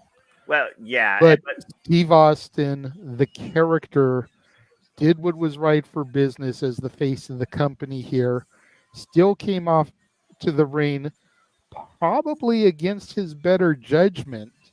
Yeah. And closed the night with this toast, and then left the beer in the ring for Owen Hart. You can see him kind of talking to Owen, but you wonder what he's really thinking. Because of the animosity and the hatred, and you see him actually drinking it, not just spilling it like normal. Rest in peace, you son of a bitch. That actually, said, you know what? The other beer in the ring as we go to our tribute graphic. And then, pause. We can speak for a couple of minutes, and then I'll set up the next thing we're going to see. Yeah, and to your point, JJ, it takes a real big man to humble himself, to remove himself from that history of animosity, to come out tonight and offer ultimately the biggest eulogy you could, a beer wiser toast in honoring Owen Hart. For the people that are watching the Discord and the video, we will unpause it in just a moment. give us just a moment to digest, process, discuss what we just watched, and then, like I said, I want to set up the clip that we're gonna see next. Yeah, I think. Yeah. First things foremost, gentlemen, thank you for covering me this evening. I know, Noah, you always say priorities over passions. I wasn't sure I was going to be able. 1 minute they're telling me I'm going to be at work until 11:30, and the next minute they're saying, we got enough bussers. You can go ahead and go home if you want to. And my back was killing me, so I took the opportunity. Fair. So I appreciate you guys, Walter. I appreciate you jumping in and having me. James running the booth for us while I wasn't sure what my status was going to be for tonight. Thank you, gentlemen, as this was my brainchild to do. I appreciate you guys all being here for me in what I thought was going to be my absence. It's still really hard to go back and watch these 5 hours that we've covered these last 2 days. Yeah. Noah, I don't think you have ever seen it. James, I'm not sure if you'd ever seen it or if you remember seeing it when you were young. I saw it. Walter, you're a little bit older like I am, so I know you'd seen it and probably had a little bit more recollection, but I'm gonna go to Noah first since he was part of this with me for both nights. What's what was going through your head as you're watching this footage, as you're watching JR trying to cover things last night, as you're watching Jerry Lawler come back to the commentary booth and bringing people up to speed, as you're watching JR announcing that Owen has passed away, and then reliving this tribute show tonight? Like, what are your initial guttural reactions to seeing all this footage, maybe for the first time, maybe only for the second time in your life? It's kind of surreal figuring that you're just sitting back as a fan, engaging in what you loved and what was called sports entertainment at the time, and you're following this show and reacting to the storylines and where everything is scripted, theatric, reenactments and portrays.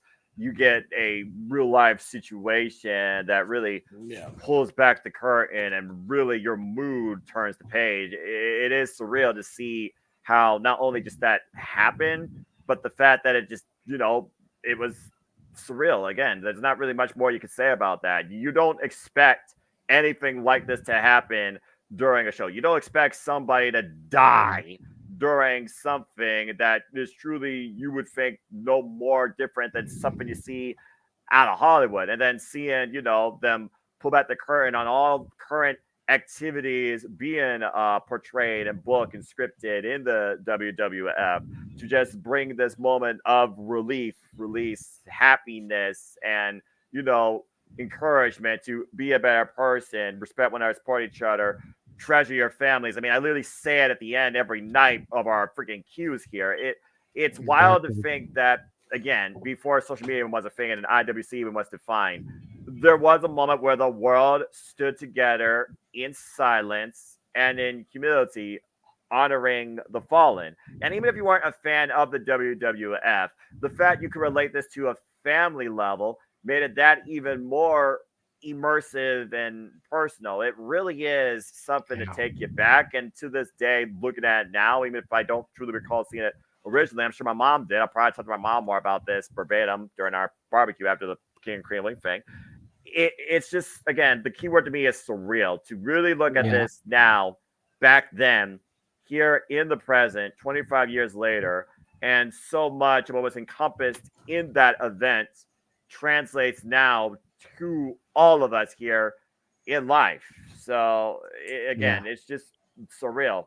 I really don't have anything else to say, especially as Emmanuel, somebody that doesn't show himself a lot of emotions. I'm not somebody that's outward expressive. You guys see this guy that's channeling his inner fandom, his passion as a storyteller for professional wrestling, damn it, that is encouraged to show more of a personality through your super chats, humiliations, your overall love and support for the human being that I am. And I always will treasure that. But even with my own family, when I'm in a state of emotion, I'm not one to show it outwardly. I shut myself down. Yeah. And again, right now here, as a guy that's not even good at words, being born and mentally delayed, took speech and mental health and physical therapy classes, it is just surreal. And bottom line, though, don't take human life for granted. Yeah. You said you were how old when this happened? I was 7. 7, yeah. This, and again, like I stated during the show, I was still a new fan. This didn't affect me the way that it does now. Right. But going back, like for me, this was the first moment in wrestling that was one of those, like you said, almost world unifying moments. It's like you can ask around the people that were alive, and they will tell you where they were when Kennedy was assassinated. You can find out from people where they were when the Challenger exploded, when the Berlin Wall collapsed. This is on that level for wrestling fans. Yep. People that were alive, they can tell you where they were when they found out that Owen Hart passed away during this event. And it seems kind of crazy to say that because, oh, wrestling's just that fake sport where, they don't really hit each other and it's not real. It's Hollywood acting. But the fact that an entire generation of fans can tell you exactly where they were when they got that information, I feel kind of like puts it on that national catastrophe type of level. It's Yeah. 9/11. Again, that was the next big tribute show we had, was the SmackDown after 9/11, That September was 13th, 2001. yeah. That was literally the first public First assembly. public assembly of its Assembly. size after the tragedy of 9/11. I was in Yeah. 4th grade during that time too. I more can remember and correlate to that unity in honoring and humbling humanity than I can with this back then. But looking now at this here in the present, 2024, you look at what this was the launching pad to, and the next thing to fall, which was literally something that affected the way of life here in America as we know it too. It is damn right surreal. One word, it's surreal.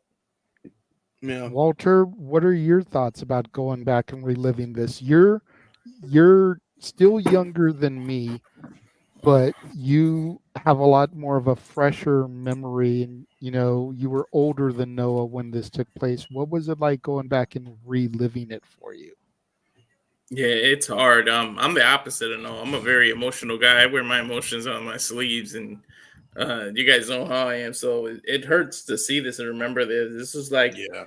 the very like personal and tragic for me. I was such a wrestling fandom that I wanted to be a wrestler, and I felt like these guys were. I grew up on them, and they were a part of my life. Even as funny as it sounds, like you get into movies, you get into people, and you associate like TV shows and things with your childhood, and it's like Yeah. it's almost like I've never met the guy, but it's almost like I knew him, and it hurt. It's like I lost a friend or an uncle or somebody when Owen passed, especially any of them, especially Eddie. Like when Eddie was going, like I cried like a little baby, like I wouldn't answer my phone or anything. It's almost like you lose someone who's part of your family because you grow up watching this, and it hurts, it affects it. And like you were just pointing out what Stone Cold did and how he was able to put his personal feelings aside, but this probably taught him that maybe you shouldn't hold grudges, that life is too short. It probably taught him a lesson after that, because like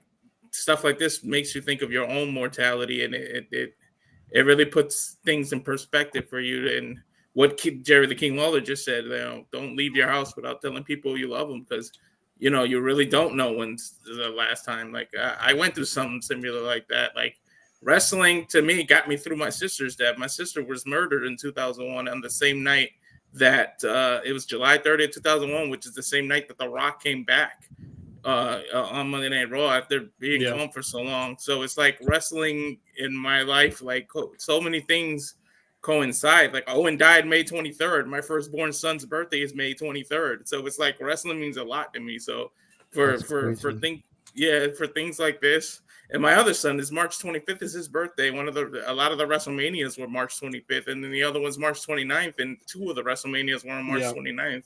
So wrestling is just always intertwined with my life. It's just crazy to think about. So like when you see things like that, it hurts a lot. Like I associate wrestling with a lot of good times, but some of the painful memories as well in my own life. So it hurts to go back, but kudos to them to be able to remain professional and do it. A lot of people criticize them for the show must go on, but you guys pointed out how much money it would have cost them just to refund those, what was it, 20,000 people, whatever it was. Not to mention the pay-per-view buys of people watching around the world. You were easily looking at a $2.5 million loss. Yep. Which in 1999 would probably be equivalent to $5 or $6 million today. Give or take.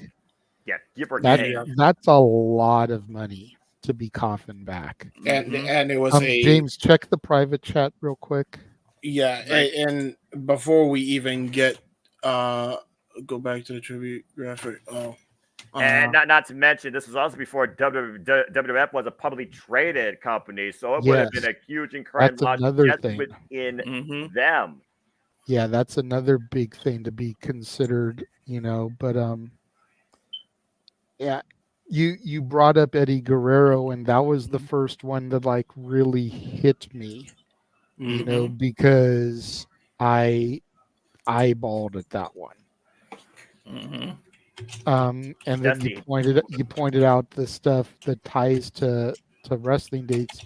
Yesterday was the 17th birthday for Cece's daughter, so she was also born on the day of Owen's tragedy,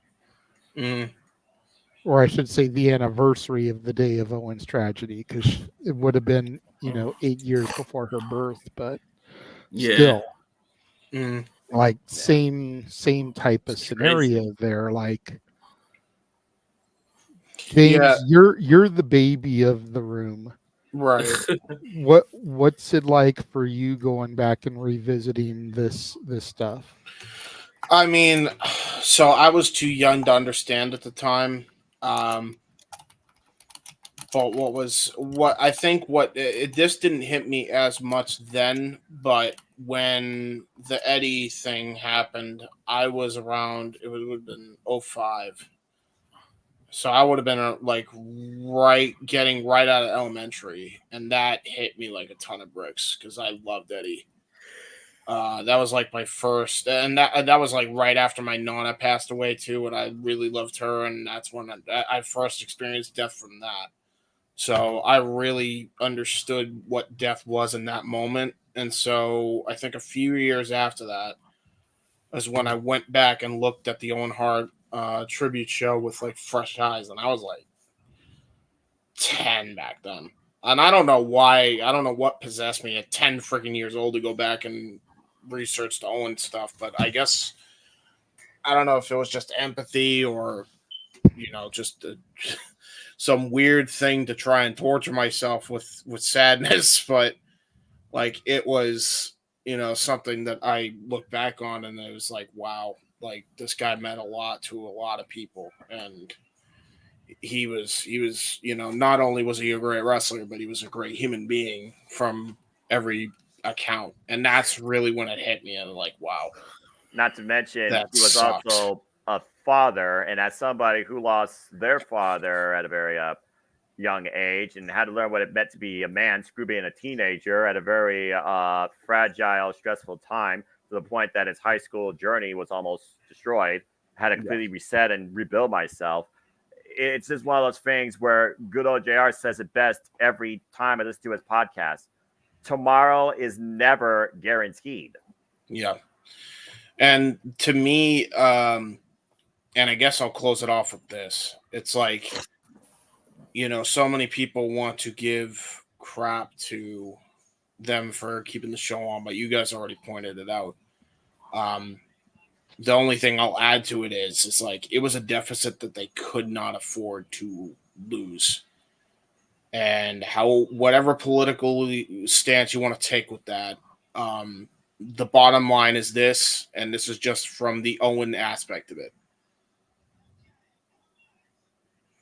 you stop that show, you kill the WWF, you take away people's jobs to provide for their families, which Owen Hart would not have fucking wanted. Period. End of story. Simple as that. So I never want to hear that fucking argument again. As far as that goes, I think the saddest bit of that and the moral of the story is it really didn't need to happen. And I still understand why Martha reacted the way she reacted, because it was so negligent at the end of the day, you know?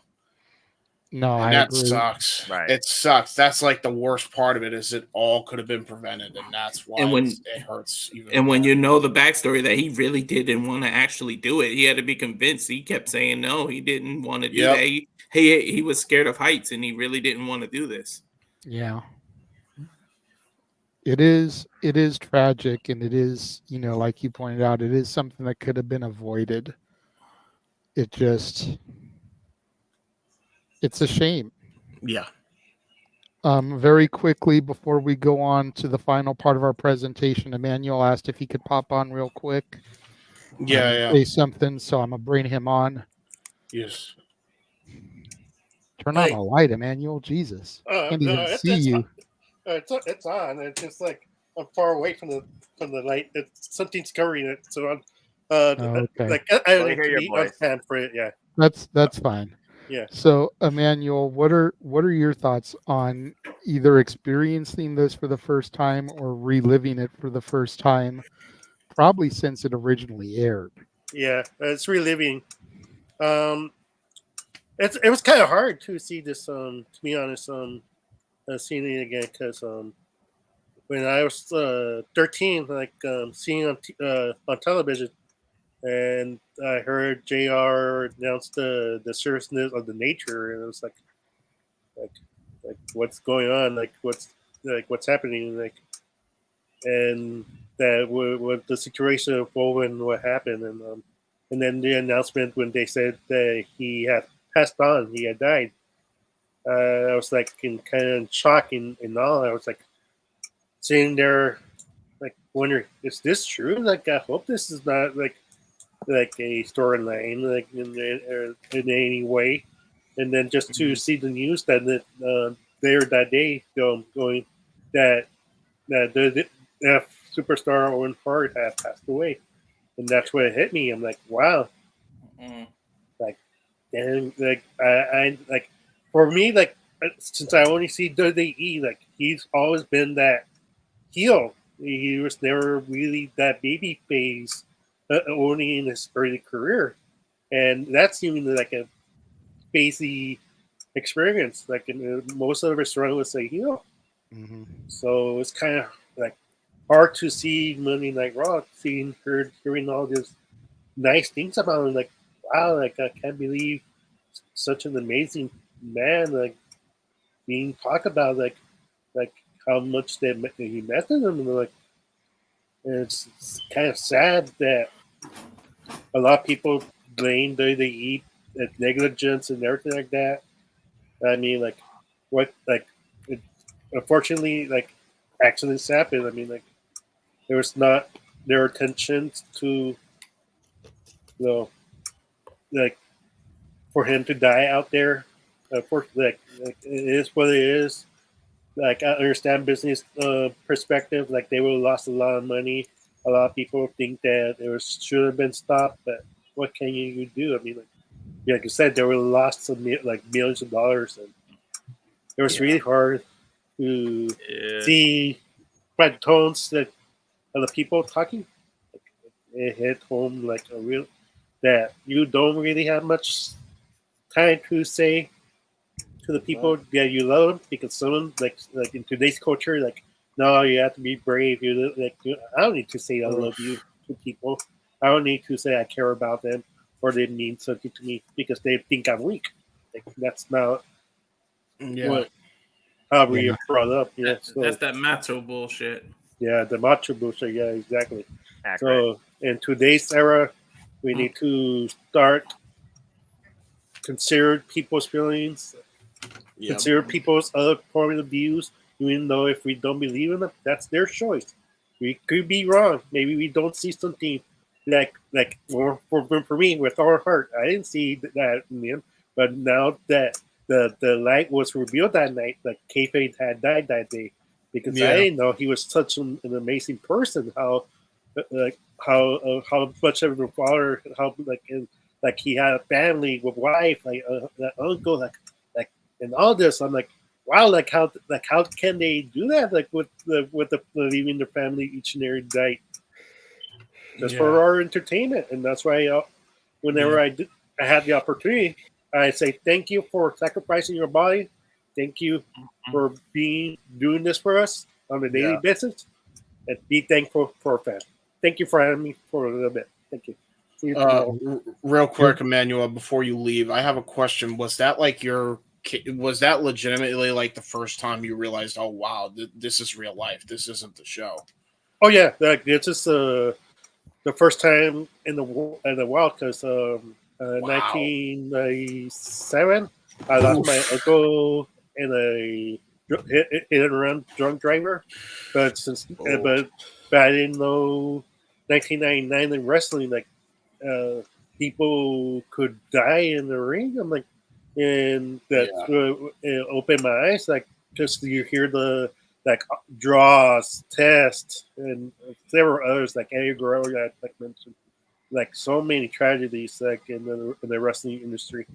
It hits hard Yeah. as a fan. Like, I that's That's fair because I yeah. mean, that's why I made sure to point that out yesterday when we were doing the Over the Edge watch along because again, wrestling is thought of as predetermined entertainment fake, so it's like people needed to be made aware this was not part of the program. This was not supposed to happen. Exactly. Yeah. And to Emmanuel's point, it's really one of the first times where that curtain was truly let down and people had no choice but to be like, look, Yeah. what you are witnessing right now, you were not supposed to see. It's the proverbial pay no attention to the man behind the curtain.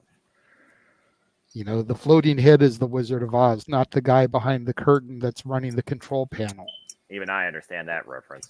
Yeah, man, like that's a horrible way to. I'm so sorry that that's how your immersion got broken. For the record, Emmanuel, God, imagine that's your first yeah, realization that it's fake. Holy yeah, shit! it happens. I mean, eventually I was gonna find out that, like, because the internet Right, but like that's what I'm saying. Like that had to be your first experience, and God, that must have been that was a double whammy at the time. yeah, exactly. I'll Like, see you, Walter.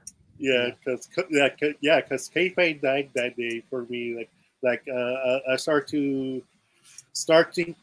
thinking otherwise about the heels and villains and face and Yeah. baby faces perspective because when like I said at 13 I was all baby face. I didn't like any of the heels. Like as much as I know JJ's a big fan of The Rock. I wasn't big as a Rock fan, but like as heel Rock per se. Yeah. But it's like but once that happened, I'm like I start to see the rewatching the works of his work as a heel, and then like you know what I'm in just the situation. That's why I respect more heels nowadays in the future. Mm, Take that down for just a second, James. yeah, Walter's been very patient with his hand up that he wanted to say something. yeah. Then Go we'll for get it. to your super chat, 26.2 miles outside parts unknown. Yeah, Go I ahead, just Walter. want to say what's crazy. I mean, benefit isn't the word, but we had the benefit. If we watched it on TV, you heard JR give the announcement, give us the update, say anything. Imagine the people in the arena. They were pretty much in the dark. You can't hear what commentators are saying when you're That's in an true. arena live. And so they're announcing Owen Hart being dead. They're announcing that this isn't part of the show. Imagine what people live is or what's going through their head because they're not being told that they can't hear any of the things we heard from JR say. So like it's got to affect them even more. And they're like, what the hell's going on in this show? Like imagine somebody. I would Right. love to be able to talk to somebody who was there in person. Yeah, So, they didn't have I've social media at the time either, which means they had Yeah. no way for an update. so I've got to imagine that in a yeah, situation like that, when a video package was running, probably Mhm. whatever video package ran right after JR made that announcement, which I think it was the Rock Triple H one. Correct. Yeah. Mhm. I think that Howard Finkel or somebody had to have gotten onto the house mic and been like, ladies and gentlemen, we just received the word here in the building. Owen Hart has tragically passed away because of the incident that occurred Yeah. here tonight.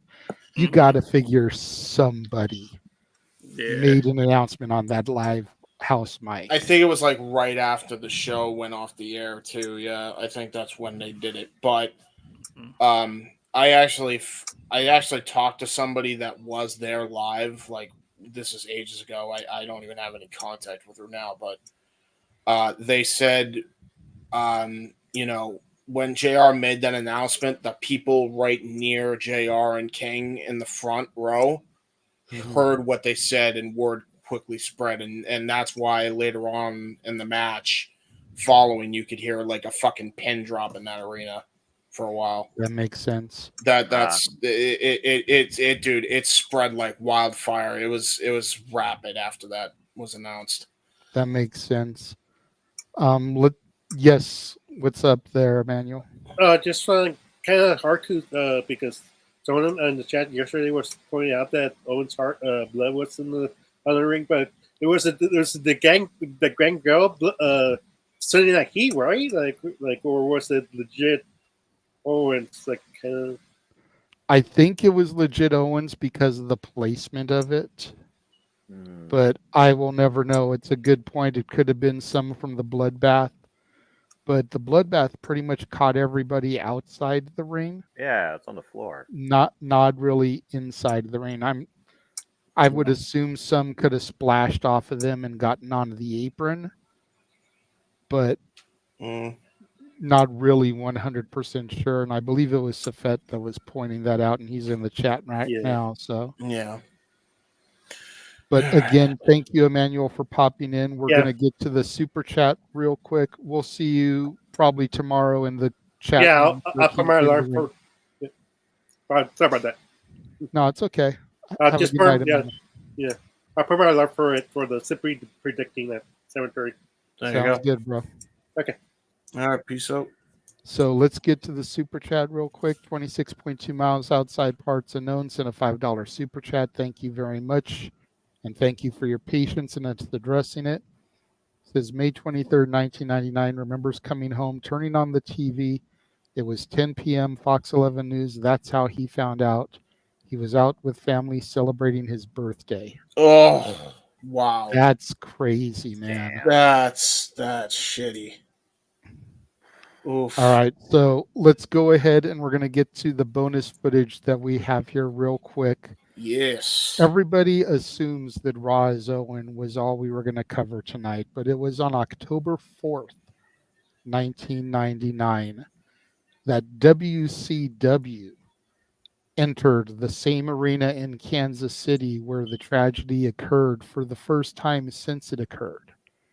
And Bret Hart put on a classic, a match that is honestly referred to as Nitro's greatest match against the Canadian crippler, Chris Benoit, in memory of Owen Hart. And we have that match that we're going to take a look at right now. There we go, ladies and gentlemen. You guys have this one. I will be sitting in the green room for Sounds I need good. to use the bathroom. So JJ Sounds might good. have to produce for a little bit while I do that. That's fine. Wow, Got Harley Race in the wow. arena here in Kansas City, Missouri. This is Race territory, man. This is his home. Damn right. That's a So that's- capacity An crowd original too. king of the ring. Mhm. That already goes to show you how important this moment is. Just listening to the king speak.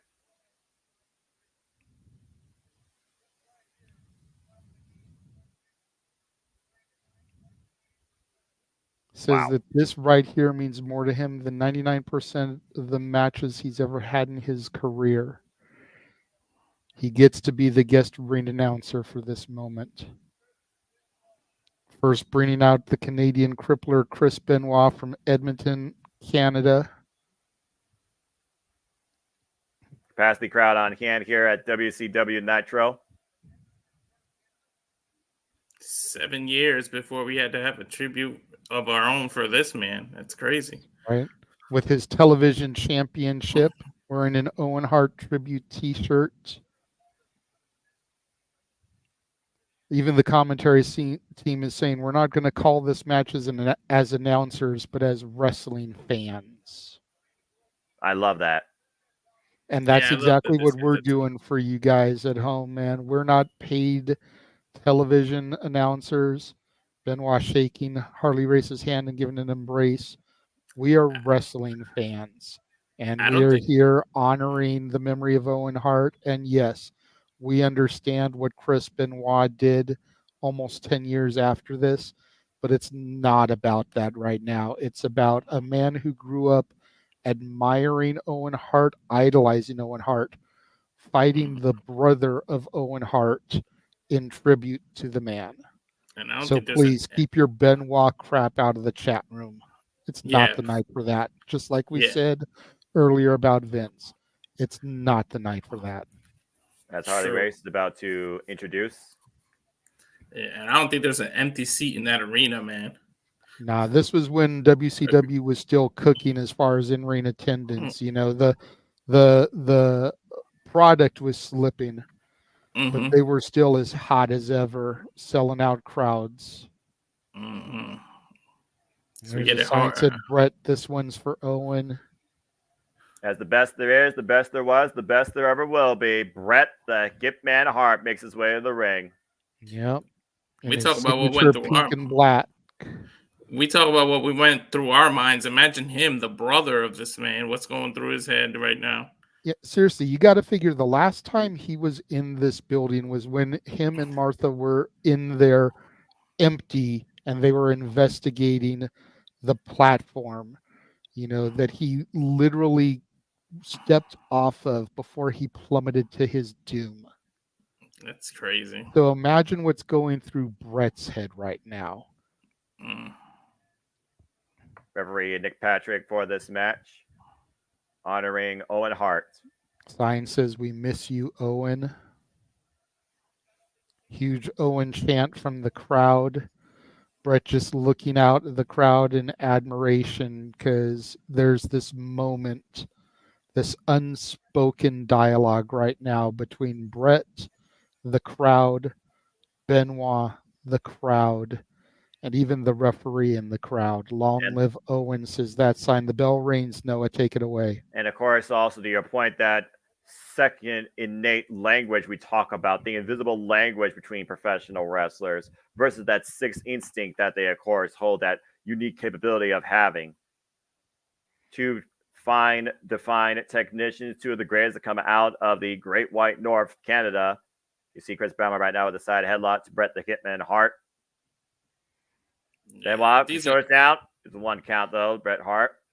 Still has that control there with that headlock. You can say what you want, but these are your favorite wrestlers right here. Accurate. Before Bryan Danielson and Zack Sabre Jr., there was Bret the Hitman Hart and Chris Benoit. Then prior to that, Ricky the Dragon Steamboat and Ric Flair.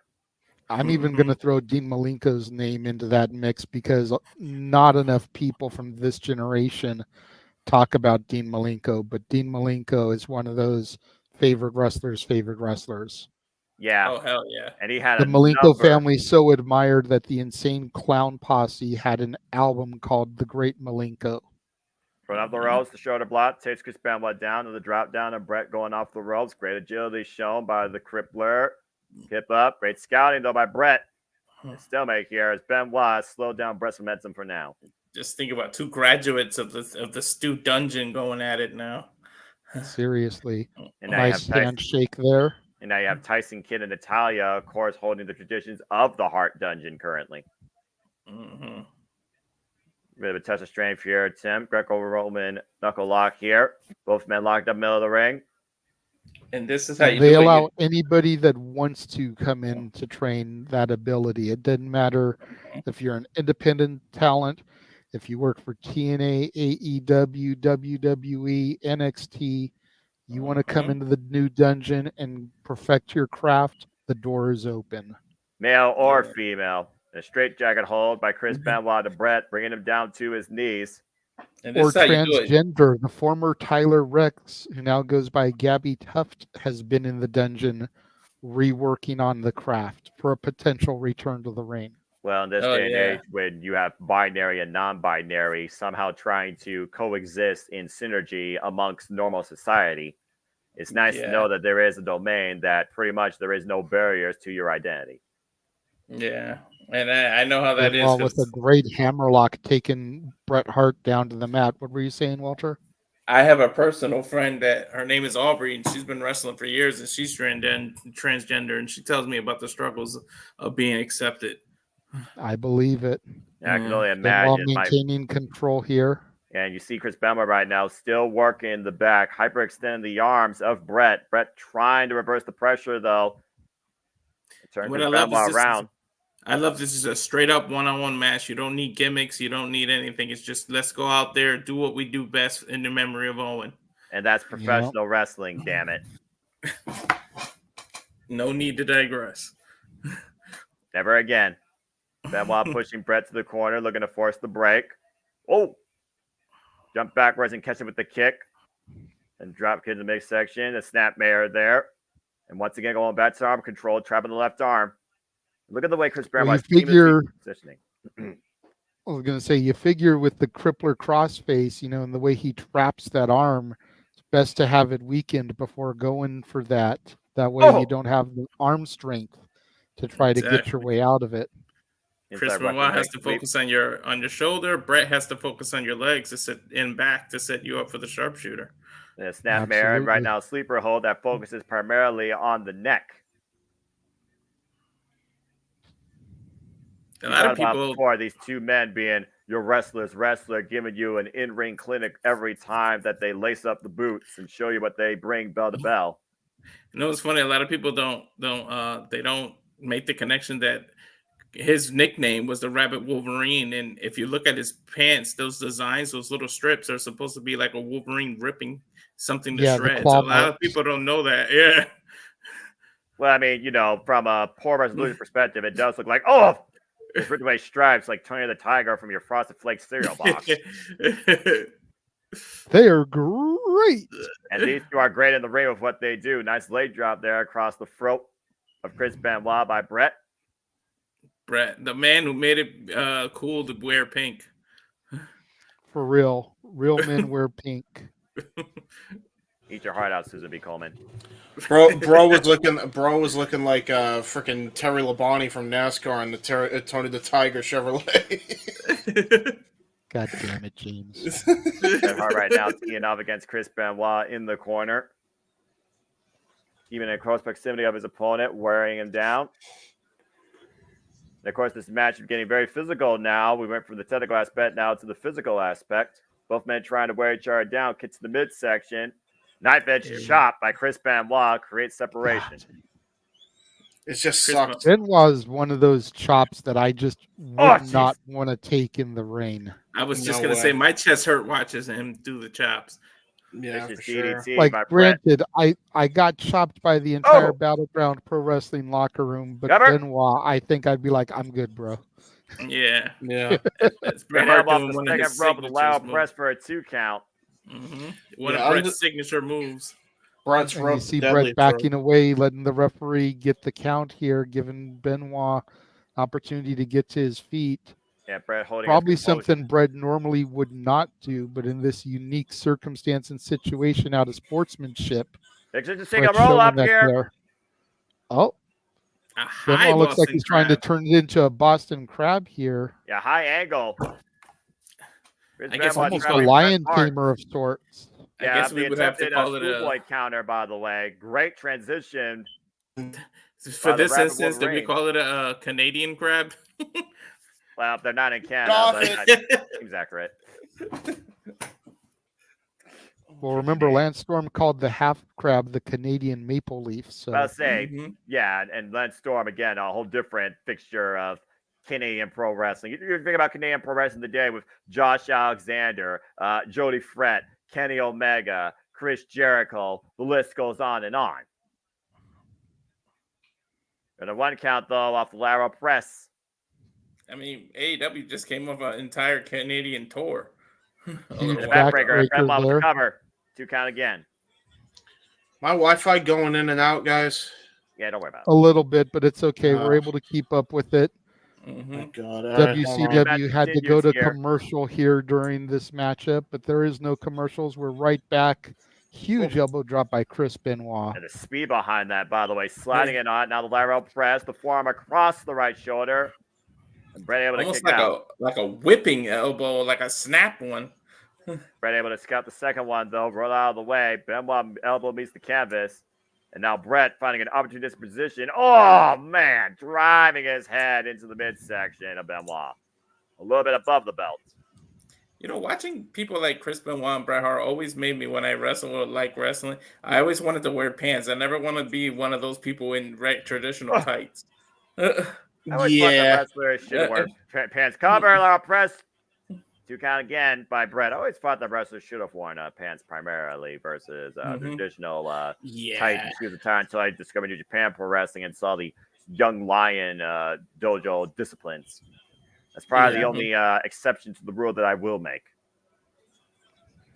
I mean, to be fair, it was the look at the times back then, way back when.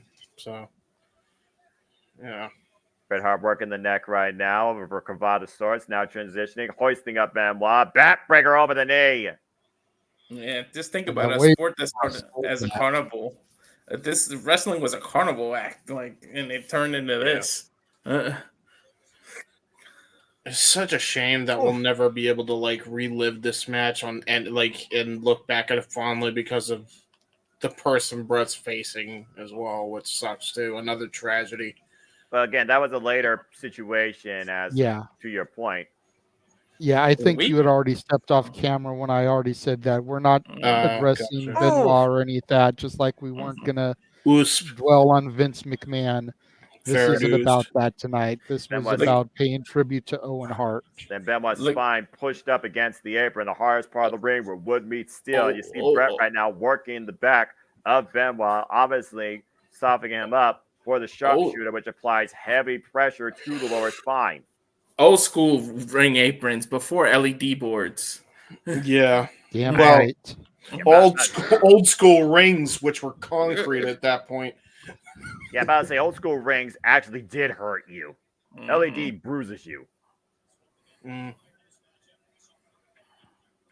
course, again, this is a tribute match to Owen Hart. And to your point, JJ, earlier, you talked about the composure of Bret the Hitman Hart. Very slow and methodical, not going in recklessly here. Tilt-a-whirl backbreaker counter by Benoit, hooking up Bret in position. Looking for a pile driver possibly, and stacks him. As a fan of The Undertaker, Tombstone never looked right when a short person does it.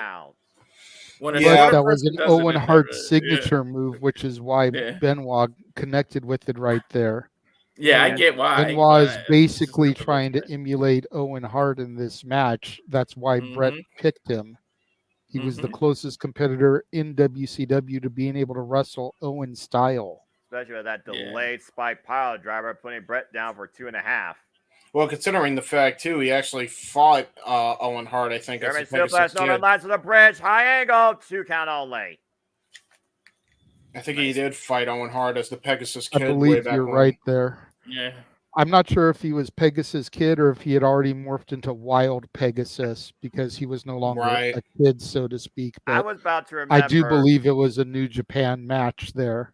Yeah, I remember Wild Pegasus in my history of New Japan Pro Wrestling, but the other form of Pegasus, though, eludes me. The Irish wins, Bret up the ropes, and Benoit kitchen sink knee, bending Bret up and over.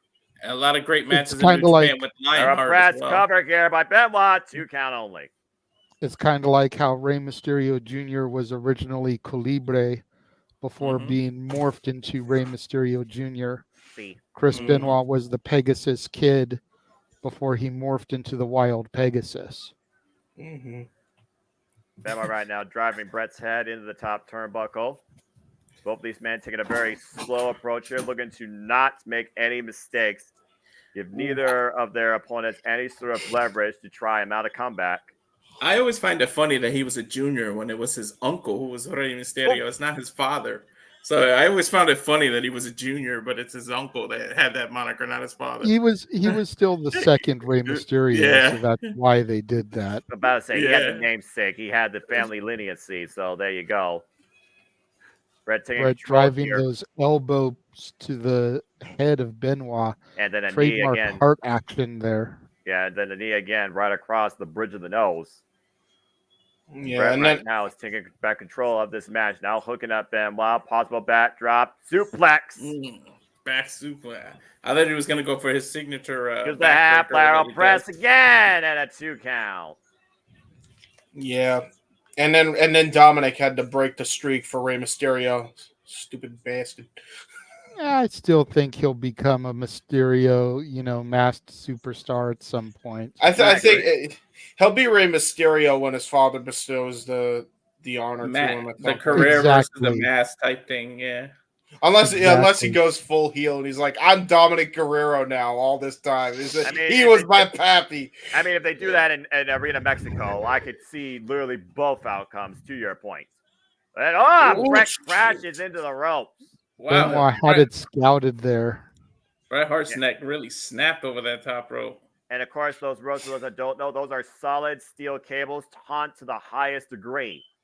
Yeah, and people want to give Speed Goldberg. right now might be looking to fly on the top. A suicida drive Brett far up the entranceway to the outside.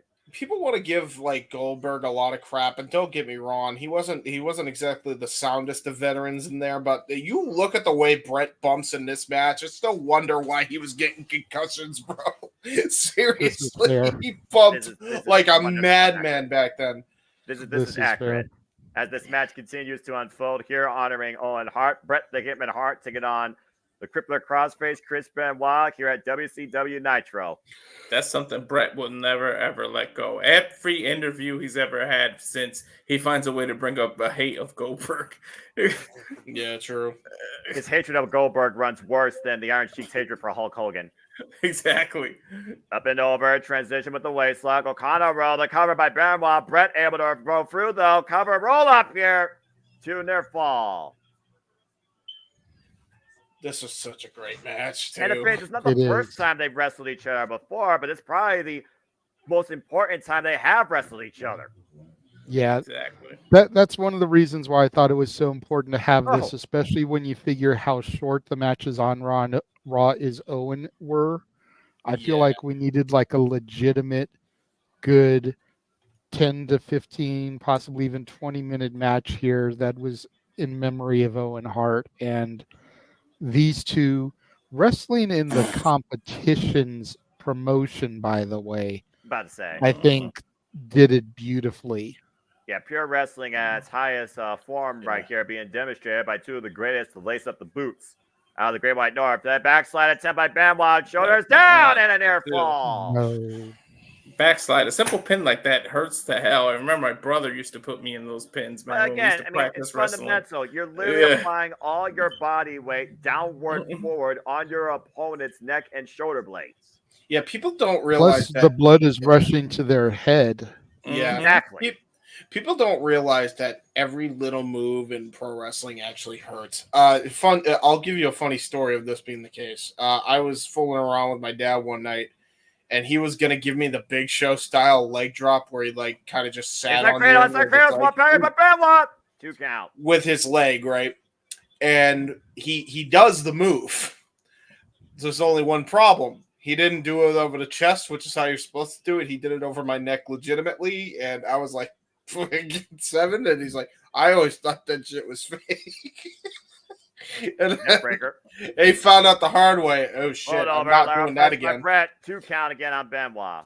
So yeah, I almost died to a Big Show style leg drop from my father. Well, considering that your larynx was nearly crushed, and of course is where the trachea is, as well as the carotid artery that of course applies blood and functionality to the brain. Yeah, very high risk maneuver. Yeah, right, I clotheslined my best friend over my back porch, but we were pretending like it was the ring, and I was supposed to clothesline him, and then he comes back. I legit clotheslined him too hard, and he somersaulted back over the railing Oh shit! He did the inside elbow. Yeah. That never dude's a forget worker. that. But Benoit Brett back up to his feet, catches Benoit, and takes out the base from underneath and purging him on the top turnbuckle. Good for him. He's a worker. He'll make it far in this business one day. No, he didn't mean to. It was the foresight clothesline him with. And Brett That's right now more hooking than up you. Benoit for a superplex. Jesus. That'll hurt for days. Canadian man capitalized after this move. Both men down, middle of the ring. Ref, do your job. Technically, Brett's head is on his chest. That's a cover. Fans right now kind of alongside Nick Patrick. Count to 7. Brett up to his That- feet first. That's not Nick Patrick, is it? No. It looks like it's Nick Patrick, honestly. No, you're no. right. I was about to say. No. if Right that's now, what- Benoit trapping the arm, though. Might be looking for the crippler crossface. You He's know got Nick it. Patrick. Nick Patrick has the weirdest form when he does the 3 count. His Yes. hand is it's the weirdest thing. I never liked how Nick Patrick counts to 3, but that's just me nitpicking. Yeah, this guy Yeah. actually looks. We don't got to competent worry compared- about a 3 count here. Chris Benoit's got the crippler crossface locked in, wrenching Bret Hart's neck back. But Brett And he able to got it. find his way to the ropes. Pure ring awareness and presence. While Brett was blind and his breathing was compromised. Yeah, I was gonna say this ref actually looks competent compared to Nick Patrick. Although that's not saying much. Especially not back in those days. No, he was awful for shoot and for work. Rough Snap, face lock, snap. snap German by Chris Benoit maintains control. Other One one. suplex goes for it again. Ah, The the hips and holds on. The old Three Third Amigos time. before Eddie claimed it to be that. yeah. In fact, I'm pretty sure Benoit was the one who invented the move, and he's like, "Yo, why don't you use one of my old moves and make it your finish?" So And of Benoit course, invented the dangerous Three match Amigos. technique to the high risk maneuver. The diving headbutt to the heart of the Hitman. The move Oof. that over the years did the brain damage that triggered Benoit to more or less do what he did. Yeah. Cover. Emulating the Dynamite Kid, who he loved. That was Dynamite Kid's signature move. Yeah, for real. Of course, we saw The the brain of recent- an 80-something-year-old dementia patient. Yeah. Yeah. First off, I don't understand why people use the headbutts. Diving headbutt or just straight up headbutts, especially Australians and Brits. But Yeah, nonetheless, talk about really There's juggling your brain. there's a way to do the diving headbutt safely. There's a Oh way my. to do a headbutt to make it look like it hurts, but not actually hit your actual head. I still can't believe Bryan Danielson does it after that Yeah. surgery. Yeah. Yeah, Well, right? it's because he does it differently now. He doesn't actually hit people with his head. He just makes it look like he hits people with his head. Yeah, There's he a more trick so that he hits does them with with it. his shoulder. Yeah, Mhm. exactly. Almost a low range cross body of sorts. His shoulder breaks his fall, so he's just doing damage to his shoulder. So yeah. Yeah, Masa Kitamiya from Pro Wrestling Noah needs to take a page out of that book after what he did against Tomohiro Ishii. Hard busting his head open like Katsuyori Shibata. And Brett with a big elbow. Yeah, Irish whip reversal into that back elbow there. He invented the Judas effect.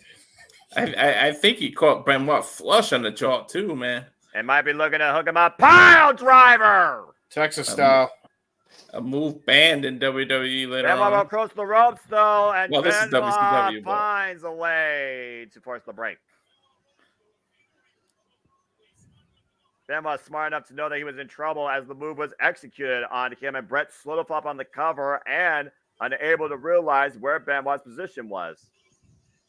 Having to drag Benoit's weight off the canvas because Benoit's pretty much out at this point. Hard Irish with torso first into the turnbuckles. Once again, hooking up Benoit. Benoit up and over. Lands on his feet, though. Daughter knife and stop. I think the ring shifted a few centimeters there. Oh no, Emmanuel. Emmanuel, no. Endurance and fatigue has to play a factor here when it comes to both these incredible athletes' conditioning. Hard Irish whip again. Benoit looking to follow in. Brett gets the boot up, though. Creates separation. Follows him with a clothesline. Brett able to hook him up. Full Nelson attempt. Transition. German suplex. Uh-oh. And maintains waist control. This That's is two. Benoit looking for the hat trick here.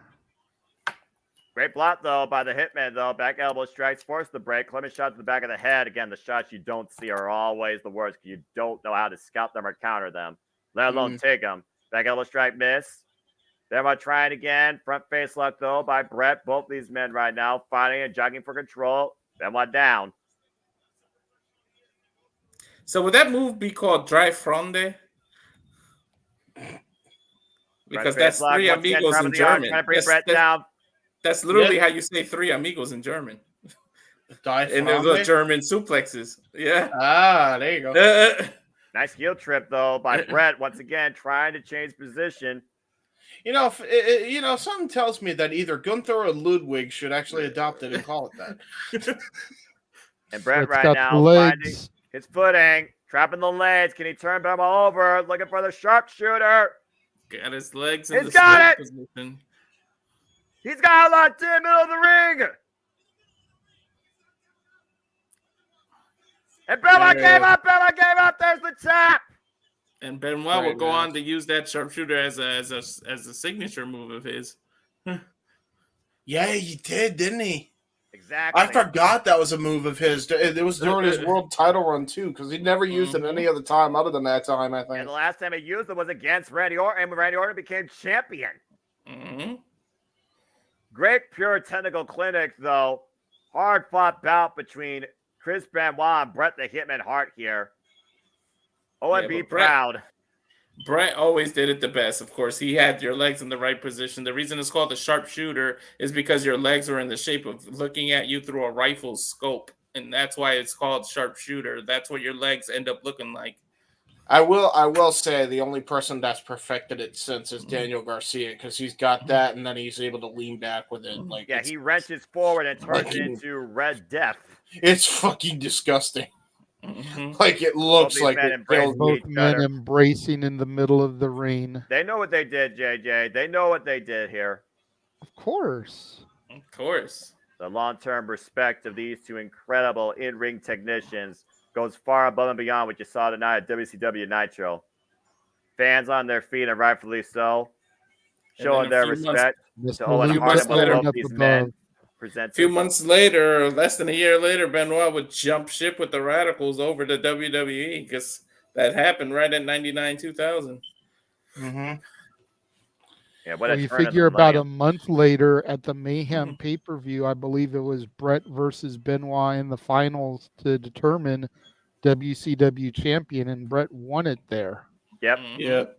And by the way, after the NWO, so this match was so good for them that they went ahead and ran it back like a month later, and now they're outside the ring with Harley Race again. I mean, yeah, again, you see the signs. We miss you, Owen. Long live Owen. I mean, you look at Benoit and Bret, it's up there with the likes of Kurt Angle and AJ Styles. Oh, yeah. Really. Go ahead, James. You were going to say something? I was just going to say, too, Benoit, right after Bret had to drop the belt, too, they gave it to Benoit to try and get him to stay. So he actually is a former world champion by the end of his run here in WCW. There you see a better camera angle, by the way. Up the tap up by Chris Benoit, clear as day to the sharpshooter, unable to sustain the pain. No escape there. As Bret the Hitman Hart triumphant tonight in this tribute match. Bret, one of the few people that can actually make Benoit actually tap. Yeah, think about that, by the way. When you really think about technicians of the ring, it is something really special to achieve to get them to submit versus pin them. An accolade that Bryan Danielson was unable to do against the likes of Zack Sabre Jr. Hey, man, look at that. Kurt Angle. He actually got Stone Cold, even though he was reaching under the rope. He got Stone Cold Steve Austin, a man you never see tap to tap. True that. And as this retro watch along event comes to a conclusion for the Renegade Wrestling, JJ Williams, for Walter, and for the producer tonight, James Hebert, I'm the Seminole Foster saying, long live Owen. Absolutely. I'd like to take a moment here again to thank everybody that's joined us for the last couple nights. I know it was a somber celebration, if you will, but as it was the 25th anniversary of this tragedy, we here at the Multiversa Media just felt that it was only right to pay our respect and to relive this. Again, like I said last night, it's kind of like the slogan that exists now for 9/11, never forget. Always Mhm. remember. You never want to forget what happened here and the tragedy and everything that occurred. And I'd like to thank Jeff for allowing us to do this across the Multiverse of Media, Yes. even though he was not here for either of the shows, allowing us to broadcast this across the multiverse that he has cultivated for everybody. Hmm. I want to thank James for setting up the private Discord and streaming this to the viewers that chose to super chat and watch along with us. Man, I know you've got a lot of stuff you should be doing for your uncle's documentary, Yep. but you took this roughly 6 hours out of 2 days to hook this up for us, and we do greatly appreciate it. Walter, again, I want to thank you for coming in and being here with me and for me when I thought I wasn't going to be here today. And then Noah, there's a reason that you're called the MVP of the Multiverse of Media, man. This was a hard thing to do a watch along for, and you handled it with the grace that you always do, my brother. It's been an honor and a pleasure, and I look forward to tomorrow morning, afternoon for you East Coasters, as we get ready to get into the King and Queen of the Rain. And again, what a fitting way to extend this tribute, as he was the King of Hearts. Exactly. Hmm. So the winner of the 94 King of the Rain tournament. And here we are 30 years later. Yeah. I'm still pissed that Natty got eliminated first round. She should have won it on the 30th anniversary of his King of the Rain run. Brett was a King of the Rain. Owen was a King of the Rain. Natty should have been a Queen of the Rain. God damn it. Yeah. Accurate. Yeah. I'm just saying they done Probably messed up very- already there. At the very least, in the semis, I don't know why they just continue to stiff her, man. Yeah, she should at least won Well, the very first. to be fair, she's been doing a lot more in NXT with the Lola Vice angle. So to a certain degree, I get it. But like Oh, Still. come on. Yeah. this would have been a great opportunity for her. 25 years since Owen's passing, literally 2 days before the tournament ends. 30 years since Owen won the tournament. Like another Hart getting the crown 30 years later just would have been beautiful. Especially that bullcrap of the But last Saudi Arabia show. I don't know if they thought about it, if they even realized it. There's been so much to transpire in the WWE in the last 25, 30 years that it may Right. not have even been on Triple H's radar. Radar. Right, Sometimes yeah. they just don't notice stuff. You think about the streak; they didn't realize it until he was like 10-0. Like, holy shit! Wait, Yeah. he's got a streak. And some stuff is flies underneath the butt. So True. so it just kind of is what it is, man. But I'm looking forward. I am literally going to go to sleep here in these next 20 minutes Same. so that my ass can be up at 7 o'clock in the morning, 10 o'clock for you East Coasters. I can get a shower in, because as soon as we sign off for King of the Queen of the Rain, I got to go down to my car, get in it, and go to work and work the 9 to 5. Ugh. And it's a very real possibility that I will not be there for open mic night, at least not until very, very late if y'all are still going on. Jeff has said that he will host it, he will run it, so there will still be open mic night shenanigans. Not sure what will be discussed, but make sure y'all tune in for that with Jeff hosting and moderating, and I will be there as soon as I can. I'm not going to rush it. I know you don't even have to say priorities over passions. I know, Noah.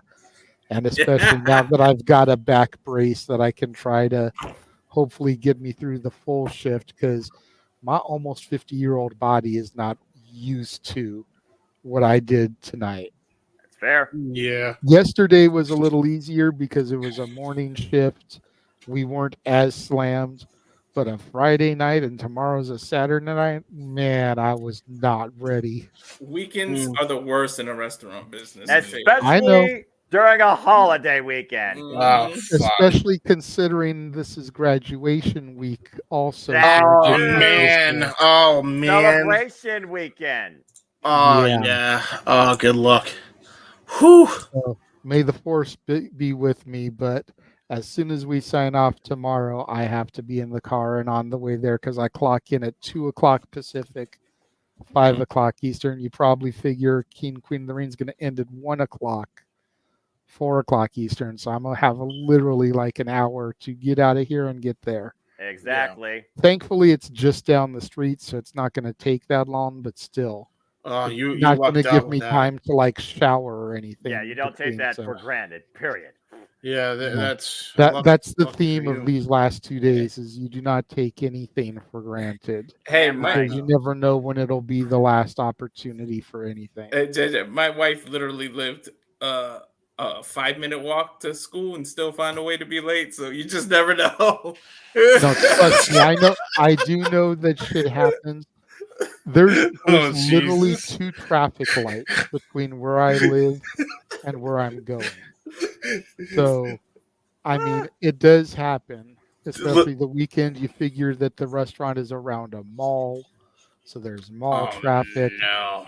It's right by a freeway off ramp, so there's freeway traffic. Like there's definitely shit that can make it, convoluted and, but The I U.S. still have road an system hour. is what you The fact mean. But that I it's just still have an California. hour to get there, so I've got plenty of time.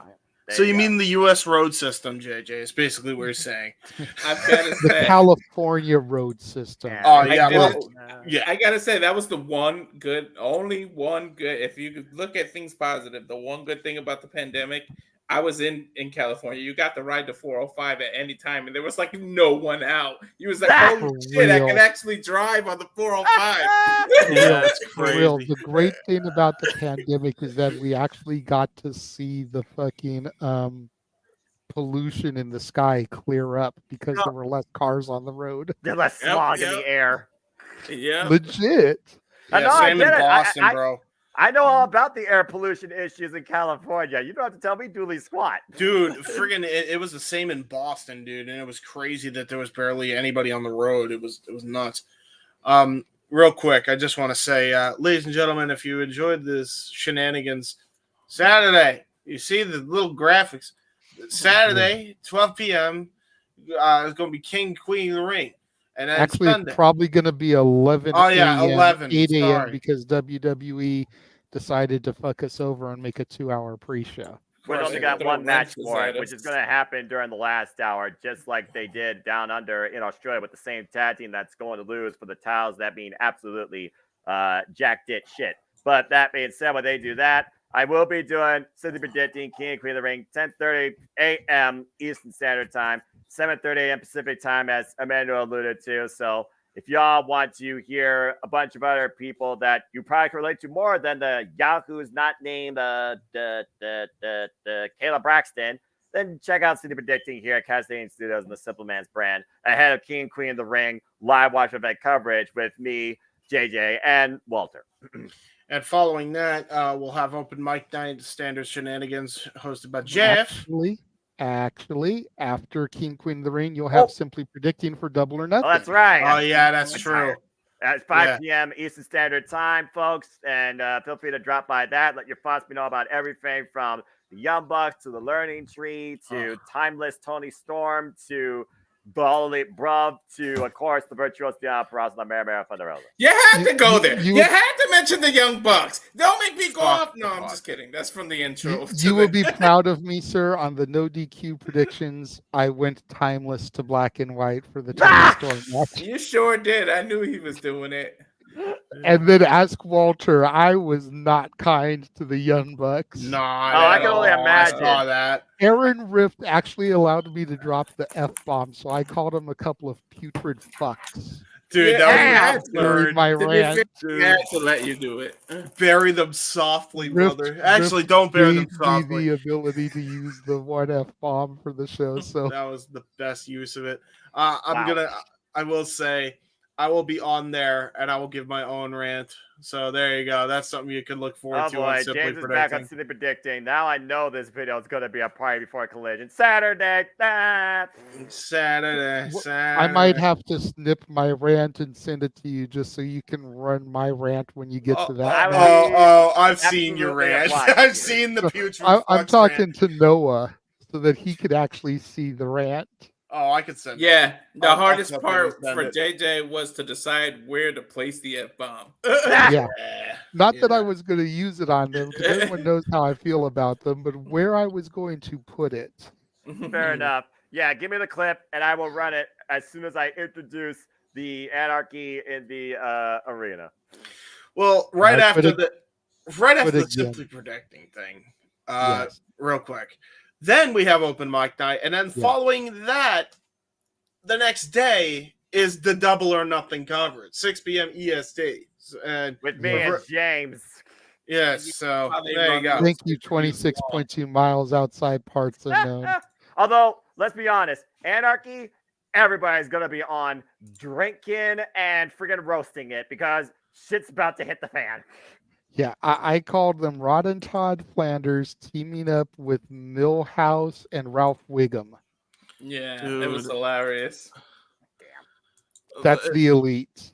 Yeah. That's You know what? It hurts me that you do that to Okada, but I can. Yeah, And I must Okada say- is Millhouse because at least Millhouse is tolerable. You guys Yeah. thought I talk a lot. You got to see this guy experience. Sheesh.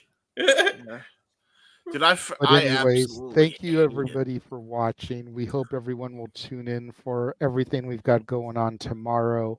We hope Yes. everyone will tune in for Double or Nothing. I don't work Sunday, so I will be around for most of Double or Nothing. I may not be there right at 3:00 Okay. because I actually got to do the Uber Eats gig a little bit, but I'll probably be here by around 4 or 5 o'clock Pacific, so So, 7 or 8 we'll have- Eastern. It just occurred to me, Well, you have 3 jobs now, don't you? Yeah, I know. God bless you. Jesus. Because JJ I and have the podcasting. Yeah. I have the podcasting here, Yeah. which I'm so close to hitting the payout threshold again for this month. Right. I think I'm only about like $10 away once the $5 super chat gets factored in. So I Right. can keep my streak of getting paid off every month since I got monetized. Do it, folks. Then I've got Uber Eats, and then I've got BJ's restaurant. Do it, folks. Man, Do if it. if you JJ count- and I are going to be the timeless commentary duo in black and white during Tony If- Storm's match. man, if you I count just realized- streaming as a job for me, then I got 4. Shit. Yeah, hey, listen, it's funny that JJ works at a place called BJ's Restaurant after he watched an Al Snow match. Well, Oh. the other You do the math funny on that thing is one. that the other funny thing is that Cece, before she moved out here to California, worked for a BJ's, but it was more like a Costco. It was one of those warehouse type Restaurant. stores. Yeah. Yeah. You know, she worked for like a warehouse store, like a Costco, a Sam's Club. It was called BJ's. The grocery And I store. work Yeah, for yeah. the restaurant BJ's. So Mm. we've both been employed by BJ's corporations now. That's There you go. interesting. I'm surprised there's a Costco in the U.S., but anyway, we're rambling. We should But wrap this is, Yes, what, yes. this is what happens with us, as always. All the wrestling, all the chatting, all the camaraderie, all the family. Damn it. Exactly. And again, you know, that's what these last 2 days were about, is being thankful for what you've got. Mm-hmm. And I can speak for everybody in the Multiversa Media team. We are all thankful for each other, and we're thankful for you, the viewers, for tuning in. Noah, take us out of here as you always do.